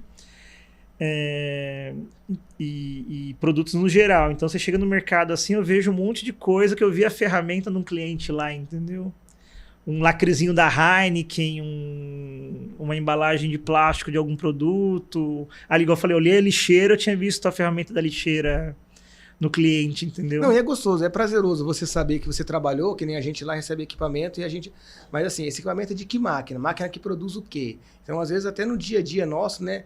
A gente atende alguns clientes de renome, a ThyssenKrupp com virabrequim, a Mali com pistão. Então, assim, aí você tem o seu carro, o pessoal tem seu carro, vai no mecânico e sabe que aquela peça é produzida por uma máquina que usa o equipamento que você trabalha. Então a gente às vezes esquece que é interessante fomentar isso para todo mundo que é do nosso segmento, do nosso setor, da nossa empresa, né? Isso que é o diferente. E para quem trabalha, você dá uma sensação de pertencer melhor ao local, entendeu? Cara. As coisas, ao mundo. Exatamente. Assim, o que eu faço é isso aquaqui, entendeu? Então avião voando aí, porque eu tenho um cliente que tem erosão e faz peça para esse avião, entendeu? Aí daí veio meu interesse sempre em saber para quem que é o cliente e o que o cara faz. Às vezes tem cliente que eu não atendo, eu tenho um técnico que é o Roberto também, trabalha comigo, às vezes ele vai em cliente que eu nunca fui, aí eu pergunto para ele, mas o cara lá faz o quê? O que eles estavam produzindo lá? Então assim, eu sempre interesse em saber, aquele cliente faz o quê e essa máquina está fazendo o quê, entendeu? E aí o negócio muda. Cara, você me deu uma ideia aqui, cara, de... Chamada oral para todos os funcionários. Não, levar o pessoal também, né? A gente tem os clientes que a gente tem, vamos dizer, portas abertas pra gente sempre estar visitando ali. E o pessoal, assim, a gente tem relacionamento de cliente-fornecedor, mas a gente acaba pegando um relacionamento, igual a gente teve esse relacionamento, essa proximidade, você acaba trocando ideia.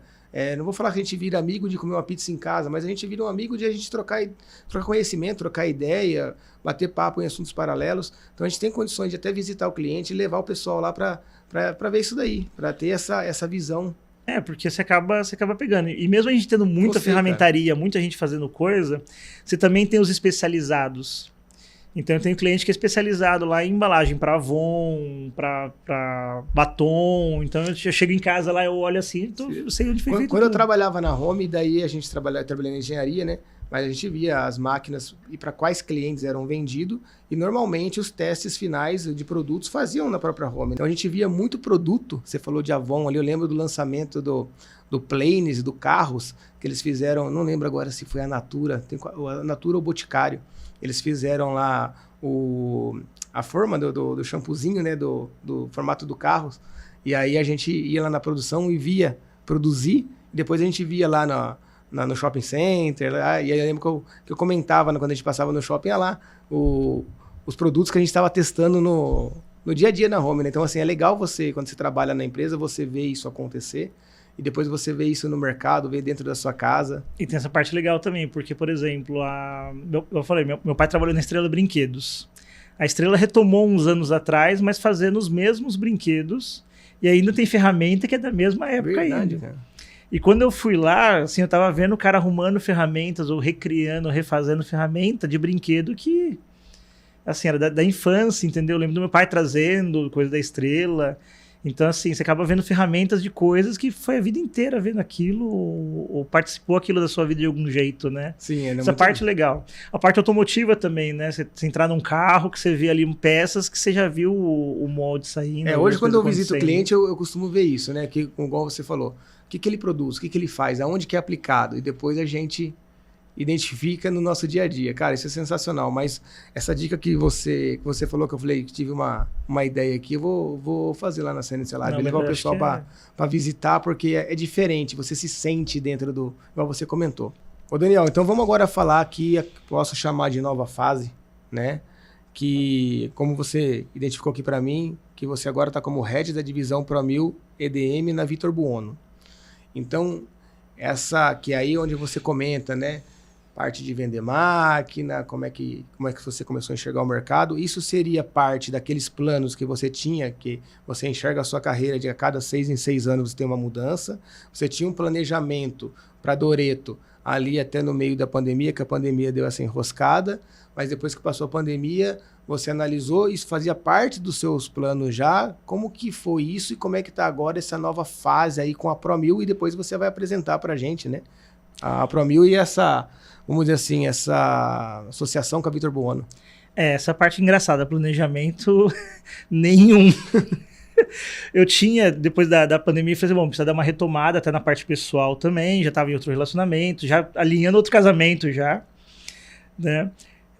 Aí acho que sobrou uns 5 minutos lá. A Charmiles, ela vendia umas máquinas de eletroerosão a fio que chama de molibdênio. É um rolo que vai e volta. Máquina um corte um pouco mais grosseiro. E a Charmiles, em 2014 para 15, tirou essas máquinas do mercado e também tirou as máquinas de penetração de entrada do mercado. Então não tinha mais máquina de entrada, não tinha mais máquina barata, vamos dizer assim, né? E o mercado ficando aberto, e esse buraco cada vez maior, assim. Algumas marcas vendendo máquinas nesse sentido aqui, mas assim, a qualidade também começou a cair. Comecei a notar, o pessoal entrou nesse buraco que tinha, só que começou a colocar máquinas até uma qualidade melhor e depois foi piorando a qualidade das máquinas. E chegou a ponto de eu indicar essas máquinas para cliente, o cliente voltar e falar, olha, não achei legal, não é igual a da Charmiles, por exemplo, ou não era o que eu esperava. O negócio foi andando. O ano passado, no começo do ano... Isso começa a ligar um alerta. Né? Começou a dar né? Aí eu havia conversado com um argentino que eu trabalhei com ele, e ele estava vendendo umas máquinas na Argentina, e ele falou assim, olha, é o mesmo fabricante que montava lá coisas para a Charmiles, trabalhava com a Charmiles na China. E eu estou vendendo essas máquinas aqui. Falei, passa o contato, mas assim, vamos ver o que acontece. E também não tinha experiência nenhuma com venda de máquinas. Aí eu procurei o pessoal da Vitor Buono, peguei o Matheus Buono lá primeiro. Falei, olha, tem essas duas máquinas aqui. Uma máquina de molibdênio de entrada e tem uma penetração. Eu acho que se a gente começar a trazer essas máquinas, tem mercado para elas. O mercado está aberto. Primeiro que existe um mercado aberto e tem outra coisa da continuidade. Tem máquina já fazendo aí mais de 10 anos, 15 anos e não tem uma continuidade para essas máquinas. A gente poderia pensar em entrar nisso daí. Aí passou um tempo, ele voltou. Aí na hora a gente conversou alguma coisa, ele voltou e falou, acho que dá para fazer. Então a gente decidiu que a gente ia trazer duas máquinas, que era uma máquina de molibdênio de entrada, que hoje, por exemplo, se uma máquina fio, ela custa aí latão, né, uma Fanuc na casa de quase 1 milhão, uma máquina dessa custa 250 mil reais aí para corte um pouco mais grosseiro. E você procura a Vitor Buono porque você já tinha aquela parceria. Porque trabalhava junto, né? Trabalhava junto. Eu já vinha de outra parceria com a Intertechnic EDM, que é uma empresa de consumíveis. Né? Eu me dei bem com o Robson ali também, porque até para eu não começar a vender consumíveis de erosão, eu precisava me associar a alguém, e o Robson foi a melhor escolha nesse ponto. Então também já tinha o Robson na parada, que ele vai entrar daqui a pouco na história. E já tinha amizade com o pessoal da Vitor. A venda de Chimère não tinha decolado tanto assim, porque também não era muito do escopo da própria Vitor. Eu fazia só um papel de instalar a máquina, não fazia mais que isso também. Aí procurei eles para explicar sobre isso. Tem esse mercado aqui, a gente pode entrar nesse mercado. Aí expliquei algumas coisas que era mais ou menos uma visão. Eu falei, olha, tem que ter um nome próprio que seja para o nosso mercado. Assim, eu não queria trazer a máquina com um nome de fora, mesmo que independente do país. Tem que ter algum nome que seja mais chegado com a gente. E dei algumas condições que eu acho que daria certo. No final do ano, calhou que um cara me procurou para procurar uma máquina de furo rápido usada. E o preço que ele me falou que ele estava procurando a usada, eu vi que mais ou menos eu conseguia trazer uma nova. Só que eu falei assim, a gente precisa testar a máquina antes. Ou seja, de 2 máquinas, acabou virando 4, porque a gente trouxe uma furo rápido manual e uma CNC. Então eu já virei o ano, o meu projeto de 2 máquinas já é mais de 100%, já são 4 máquinas. E aí a gente pegou todo um período de testar essas máquinas, ver se elas iam dar certo mesmo, se atendia mercado e tudo mais. Só que a hora que a gente viu, já estava em cima da feira. Já estava para acontecer a feira já. E foi aquela coisa, vamos dar um nome? Vamos. Que nome? Não sei e tal. Falei, que nome que a Vitor Buono tem registrado aí? Nós temos o registro da ProMil. A Vitor Buono acho que foi a primeira empresa a trazer retífico e máquinas convencionais para o Brasil. E tinha esse nome ProMil, eles registraram aqui. Lá no passado, bem... Lá, 50 anos atrás, 40 anos atrás. Aí eu falei, vamos ativar. Vamos pegar esse nome e a gente faz uma linha EDM, uma linha de erosão com o nome ProMil. Se você entra no Senai na parte de mecânica, todas as máquinas convencionais da maioria dos Senais são ProMil Vitor Buono. Né? Até tirei uma foto do dia que você só vê ProMil. Falei, vamos pegar então um nome comum, um nome já conhecido. Cara, e foi coisa assim de faltando a boca do gol da feira ali. E fomos pra feira na cara e na coragem.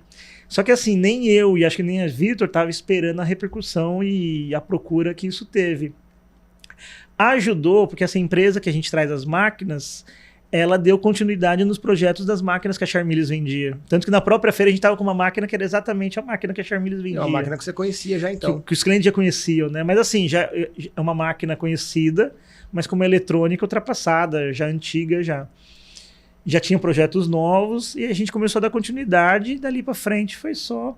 Eu tinha um projeto assim de meses para fazer as coisas.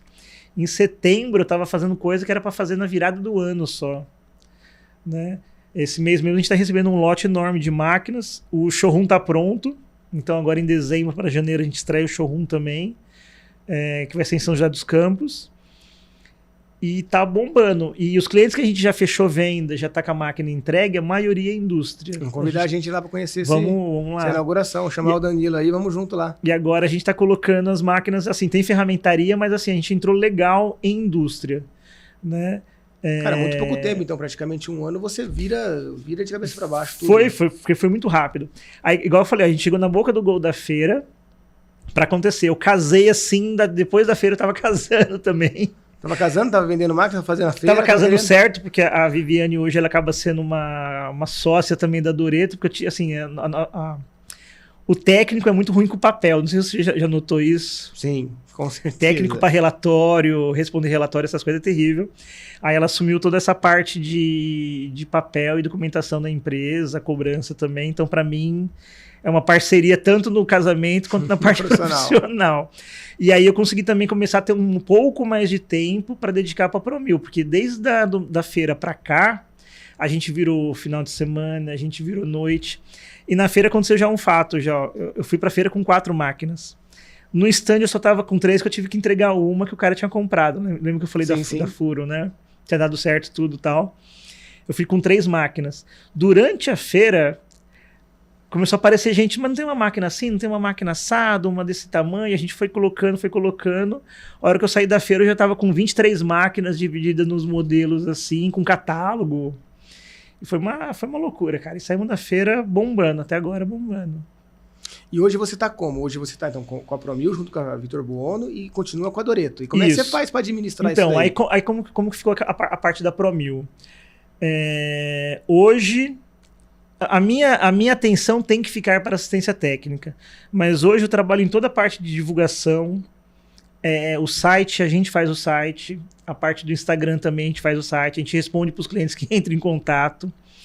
Eu assumi uma questão de cuidar dos vendedores também, no sentido do que é eletroerosão, porque a maioria dos vendedores não tinha essa experiência em eletroerosão. Então, assim, fazer treinamento com os vendedores, começar a fazer visita com os vendedores para que eles também comecem a ter o contato com o que é eletroerosão. E a divisão hoje, assim, eu tento pegar uns 2 dias da semana, um dia da semana, coisas da ProMil, e o resto é assistência com a Doreto. Só que já veio um pouco do meu jeito de trabalhar, de às vezes fazer 3 clientes, 2 clientes no mesmo dia, Meu né? Deus, Porque às vezes tem coisa que é rápida. Sim. Às vezes é um parâmetro, ou identificar alguma coisa. Só que depois, do meio do ano pra cá, a gente tá numa correria assim de coisa em cima de coisa, né? Meu plano é sossegar agora de dezembro para janeiro, porque agora a gente começa a chegar as máquinas de entrega e as máquinas do showroom. Com o showroom montadinho, tudo certo, aí o pessoal começa já a fazer visita para conhecer a máquina também, porque tem muita gente que quer conhecer a máquina. Isso vai estar pronto já. A gente começa a entregar muita máquina que a gente vendeu. Então vai ter esse trabalho também de instalação. Semana que vem eu já estou instalando uma máquina dessas que a gente vendeu. Você está batendo escanteio e está cabeceando. Tô mais ou menos fazendo isso. E qual que é os seus planos, assim, para o próximo ano e talvez para os próximos anos com relação a administrar, vamos dizer assim, essas 2 áreas? Como que você enxerga? Então, no caso da ProMil, a Vitor, ela acaba assumindo bastante parte das coisas e assim, é bom para eles também fazerem isso. Então, a parte de venda mesmo, o ideal é que eles façam isso. Acaba saindo direto por né? eles. Quando eu assumi essa parte que a gente colocou como head, mais ou menos foi por enquanto está nisso. Cuidar de site, divulgação, colocar marca. A parte que a gente falou assim, tudo bem, eu tenho uma máquina para fazer o quê? Quando o cliente chega e fala assim, eu preciso de uma máquina para fazer isso. Então hoje eu estou nisso daí. Qual que é a máquina que faz o quê? Que máquina atende quem? Que mercado que a gente vai atacar agora? Que mercado que a gente vai atacar depois? Então assim, eu tenho já mais ou menos um projeto assim, essa máquina aqui, no meio do ano que vem eu vou atacar tal mercado, entendeu? Então entra nessa parte da estratégia. Por enquanto a gente só vai trazer máquina assim. Cara, que legal, que bacana. Porque o pensamento da ProMil é esse, é se tornar uma marca, assim, já é uma marca que é um nome conhecido. Mas ela está nesse ramo de erosão, especialista em erosão, porque tem essa diferença também.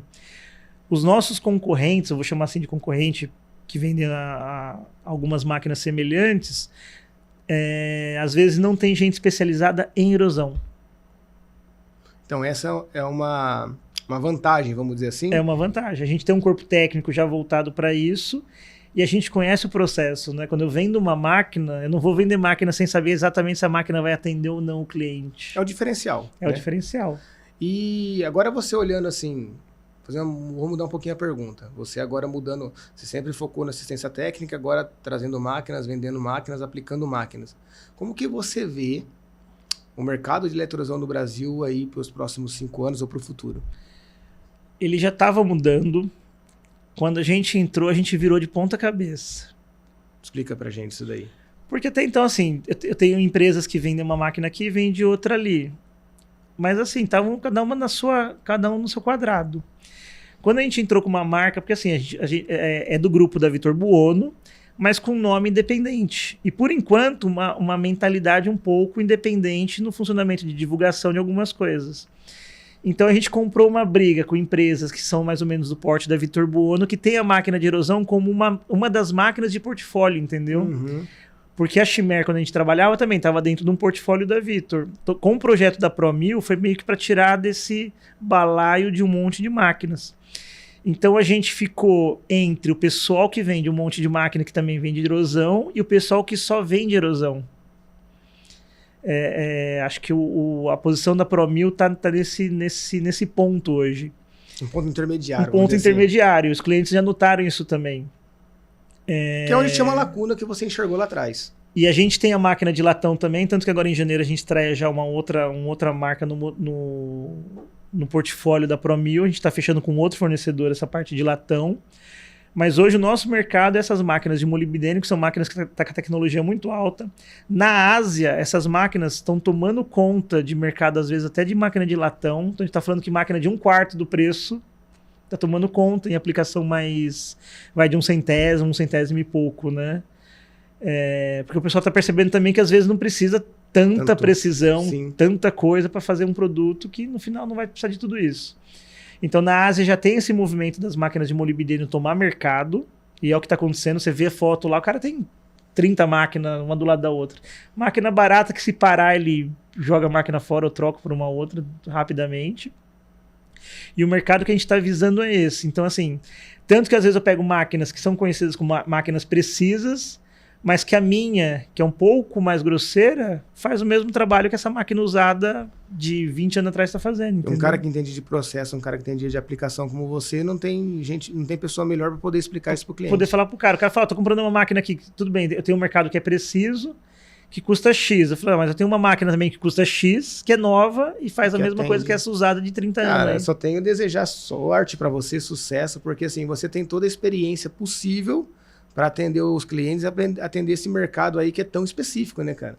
E porque show de bola, cara. O andamento e os planos, é assim, a próxima feira, agora o ano que vem, a gente vai estar já...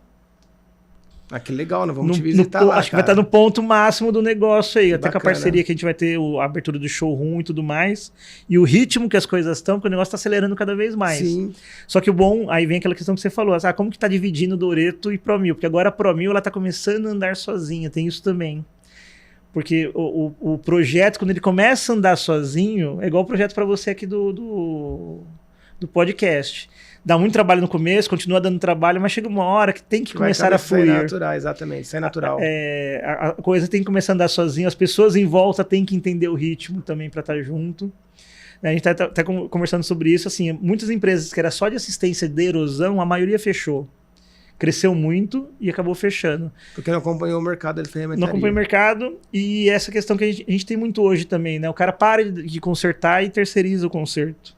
Caramba, cara, mas assim, show de bola, assim, dá pra ver que, como desde o começo que você começou a contar, você consome esse mercado e tem tudo pra dar certo, cara. Sim, toda hora é erosão, tudo que fala é erosão, que show de leitura bola. sobre erosão. Desejo pra você, assim, toda a sorte do mundo nessa nova fase aí, e lógico, a Doreto vai continuar aí sendo a referência e que a Promil ocupe esse espaço que você está desejando aí. E eu quero participar e acompanhar junto com vocês. Tá junto aí, cara. Porque a gente tem as máquinas, a gente tem máquina de CNC lá também, tem bastante coisa para fazer lá. Bacana. Deixa eu fazer uma pergunta diferente para você aqui, porque você, até agora, profissional 100%, trabalho 100%, entrando na empresa na sexta-feira, saindo do domingo. As doideiras. Não tenho mais idade para isso, não. O que o Daniel faz nas horas vagas, cara? Qual que é o seu hobby? O que você gosta? O que você conta um pouquinho aí pra gente poder dar uma mesclada?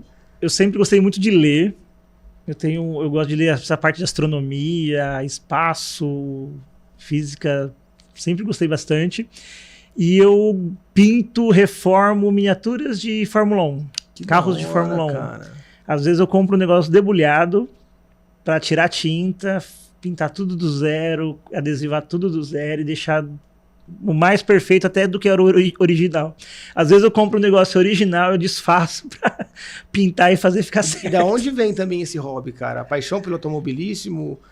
Tem o Senna como ídolo? Sempre. Até como referência de alguns ideais, de algumas coisas. Lembro de criança, minha família sempre foi me ligada a assistir Fórmula 1, essas coisas, meu irmão também, mais velho também. E essa parte de miniatura também, na família tem uns primos que sempre gostaram de miniaturas. E aí quando eu comecei a trabalhar, eu falei assim, vou começar a comprar as minhas miniaturas. Então eu tenho estante assim com miniatura de Fórmula 1.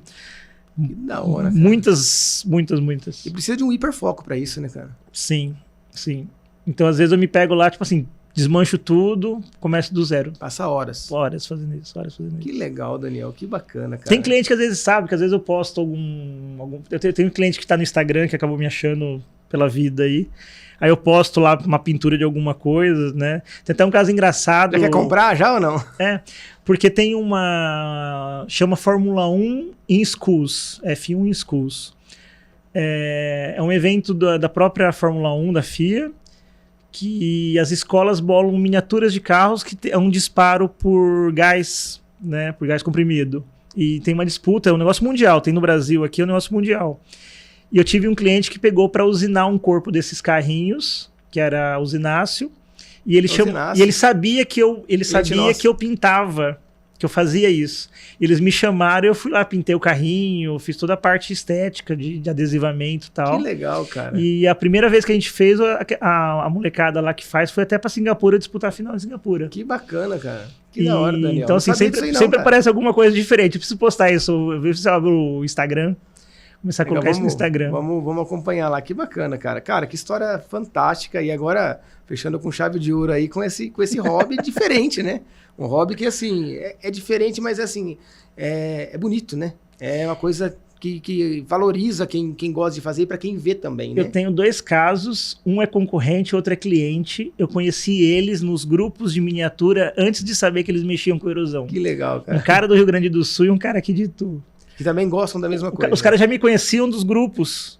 E aí eu fui atender, o cara falou, não é você que tá lá no grupo, lá que você faz tal coisa? Era, que bacana, cara. Era eu mesmo. Show de bola, Daniel. Daniel, vamos agora para a parte final aqui, cara. Foi fantástico, acho que deu... o pessoal conseguiu entender a sua história, entender a sua biografia, o porquê que você chegou a ter o seu nome aí ventilado em todas as empresas que tem eletrosão, que trabalha com esse segmento, vamos dizer assim, os próprios técnicos que comentam de você. Então, assim, você tem uma experiência absurda nesse segmento. Então, assim, e por que você chegou nisso, né, cara? Sua dedicação, estudo, trabalho, foco. Então, muito bacana conhecer a sua história e espero que você tenha gostado de contar isso pra gente. Acho que a gente poderia contar muito mais coisas, deve ter muito mais histórias por trás do Daniel, mas assim, eu tô muito feliz de ter ouvido você aqui hoje. Acho que hoje, mais uma vez, eu mais ouvi do que falei, né? E você trazer esse mundo da eletrosão pra gente aqui foi fantástico. Espero que você tenha gostado muito, cara.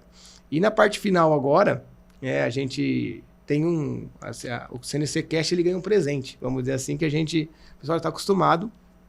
E você falou que tem esse hobby, além da miniatura, quer ler. Que a gente ganha um livro que depois a gente vai fazer um projeto em cima desses livros aí. E eu queria saber qual o livro que você trouxe pra gente aí, o porquê que você trouxe esse livro.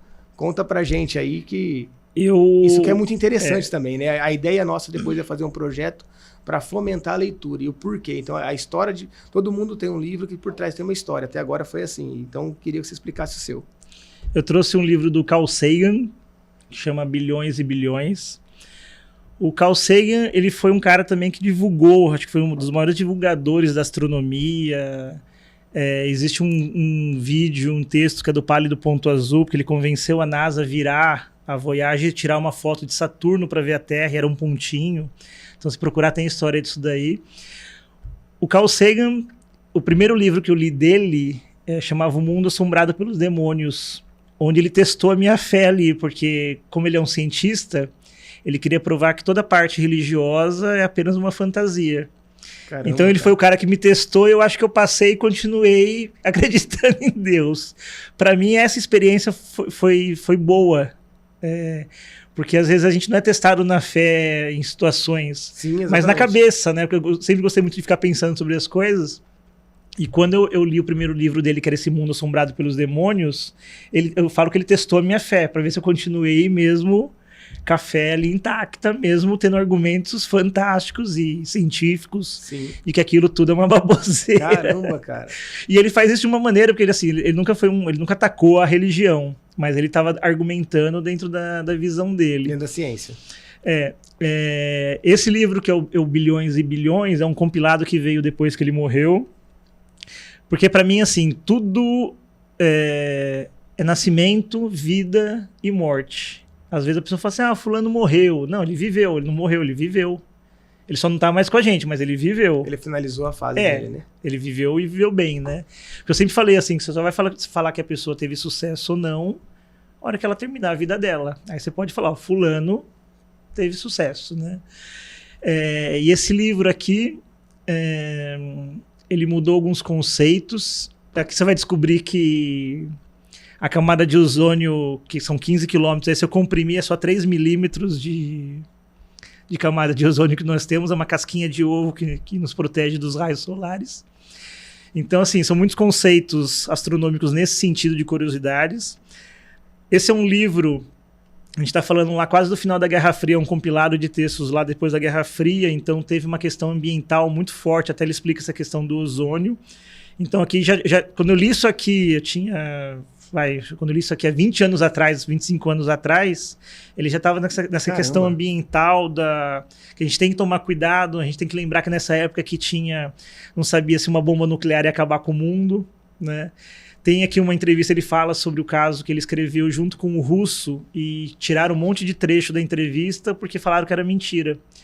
Quando acabou a União Soviética, e aí o pessoal viu que realmente aquelas coisas aconteciam no mundo, o cara retratou e falou, desculpa que eu não sabia que isso era verdade.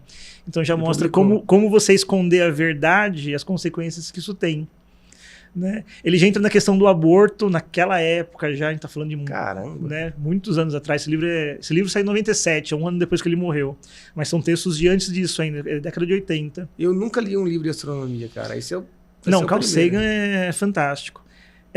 Aqui ele já começa, ele vai começar o livro citando que no Saturday Night Live tinha um cara que imitava ele. Porque tudo que ele falava, assim, não, são bilhões de estrelas, são bilhões de não sei o que lá. E o cara, qualquer coisa lá, o cara que imitava ele, ficava assim, bilhões e bilhões. Então, por isso que é o título. Nunca ele disse bilhões e bilhões, né? E ele fala sobre isso, mas assim, ele fala assim, não faz sentido, porque não é número. Na cabeça racional, bilhões e bilhões não é números. Exatamente. Mas ele falou que uma hora começou a fazer sentido. Né? É igual ele cita aqui, né, o Elementar, meu caro Watson, né? Isso nunca foi dito em nenhum livro do Conan Doyle, né? Mas a gente acha que o personagem falou isso daí. Mas, então aqui é um compilado de livros e a gente vai entender a criação das coisas físicas, essa parte que ele passa sobre a natureza, que é um pouco mais extensa. Ele cita a questão do aborto, quando ele está falando sobre a vida também. E o final do livro, que é a parte interessante, o Carl Sagan ele morreu de câncer. No final desse livro, tá toda essa dissertação sobre o final da vida dele. Caramba, cara. Na visão, é uma parte pesada, mas assim, a gente sai daqui mudado, porque é na visão dele e da Andrian, que era a esposa dele, né, que era cientista também, vendo essa força de um cara que, assim, a fé dele era a fé científica, mas como que ele levou isso até o final? Nossa, vou querer saber. Isso aí o Carl Sagan era fantástico, porque o Carl Sagan, assim, ele era o cara, ele saía da NASA, a NASA falava, eu tô com uma foto aqui de Saturno. Ele imprimia as fotos, passava nas escolas no caminho e saía mostrando pra garotada, assim, ele era meio... legal, cara. Meu, divulgação. Muito então, obrigado, tá aqui, com certeza. Até por esse final que você falou. E esse eu peguei da minha estante, eu falei, vai sair do quentinho. Que legal, pessoal, dá uma olhada. E a aula que o Daniel deu aqui sobre esse livro, né, sobre esse autor, Carl Sagan. Tem uma série que chama Cosmos, acho que tá inteira no YouTube. A original é dele muito e depois bacana. O Neil Tyson fez a Cosmos nova. A Cosmos, ele explica tudo, a origem de tudo, a explicação sobre toda a parte científica. Eu gosto dessa... Com certeza, eu vou dar o feedback para você depois, cara. Cara, espero que você tenha gostado. Não, gostei bastante. Não sei como é que foi a sua experiência, você já tinha participado de um podcast. Primeiro podcast. Cara, foi sensacional. Acho que assim, contar a sua história, a sua trajetória aí, para explicar mais uma vez, né, o porquê que você é esse especialista, porquê que a gente tem a confiança de indicar profissionalmente, vamos dizer assim, e agora conhecendo você do outro lado, né? Você contando a sua história. Então, igual você comentou, né? Até as pessoas não gostam da pessoa, mas até ter a convivência com ela. E o podcast aqui talvez é uma maneira da gente fazer as pessoas conviverem com você, pelo menos durante ali 1h30, 2 horas. Então, cara, espero que você tenha gostado muito, de verdade. E eu agradeço, cara. Muito obrigado. Agradeço pelo convite, e qualquer convite para podcast, para arrumar máquina e resolver Não, com certeza. E vamos depois ter mais ideias aí para a gente conversar agora sobre assuntos específicos, ou quando depois que a Promil tiver aí maior do que já está, né, do que já começou aí, a gente trazer assuntos específicos aqui, fazer um debate, trazer outras pessoas de outro segmento aqui para conversar. Então agradeço muito, muito, muito você. Fala suas redes sociais aí, que depois até da Promil, a sua, da Doreto, que daí o pessoal, a gente vai colocar aqui embaixo o pessoal poder seguir. O site da Doreto é o www.dedoreto, com 2 Ds e 2 Ts, .com.br, o promil.edm.com.br, aí tem tanto no site quanto o Instagram, né? Instagram, LinkedIn também, né? LinkedIn também, estreou com o LinkedIn só da Promil agora, porque antes eu ficava divulgando dentro do meu. Aí a gente dividiu isso também, separou para ter o LinkedIn só da Promil. Legal, Daniel, legal, maravilha. Pessoal, espero que vocês tenham gostado aqui, cara, papo sensacional, mais uma vez, cara, a gente, graças a Deus, está conseguindo trazer pessoas aqui com nível, com a régua lá em cima, como diz meu amigo André Gamba, né, com histórias fantásticas e que sejam inspirações para vocês aqui. Então, mais uma vez, né, agora a gente terminando aqui, pedindo para vocês ali, dar um apoio pra gente, curtir, se inscrever no nosso canal aí, seguir as nossas redes sociais que aparecem aqui embaixo, né, Instagram da CNC Lab, do CNC Cast, tá? Spotify, Então, dá essa força pra gente aí. Compartilhar com o pessoal do nosso segmento. Agradecer o Daniel mais uma vez. Agradecer vocês aí que assistiram a gente. Agradecer o pessoal que fez mais uma vez isso acontecer. E é isso, né? Semana que vem a gente tem mais um aí para trazer para vocês. Obrigado, Daniel, mais uma vez. Vamos fechar aqui com chave de ouro. E é isso, pessoal. CNC Cast na área. Até o próximo. Valeu!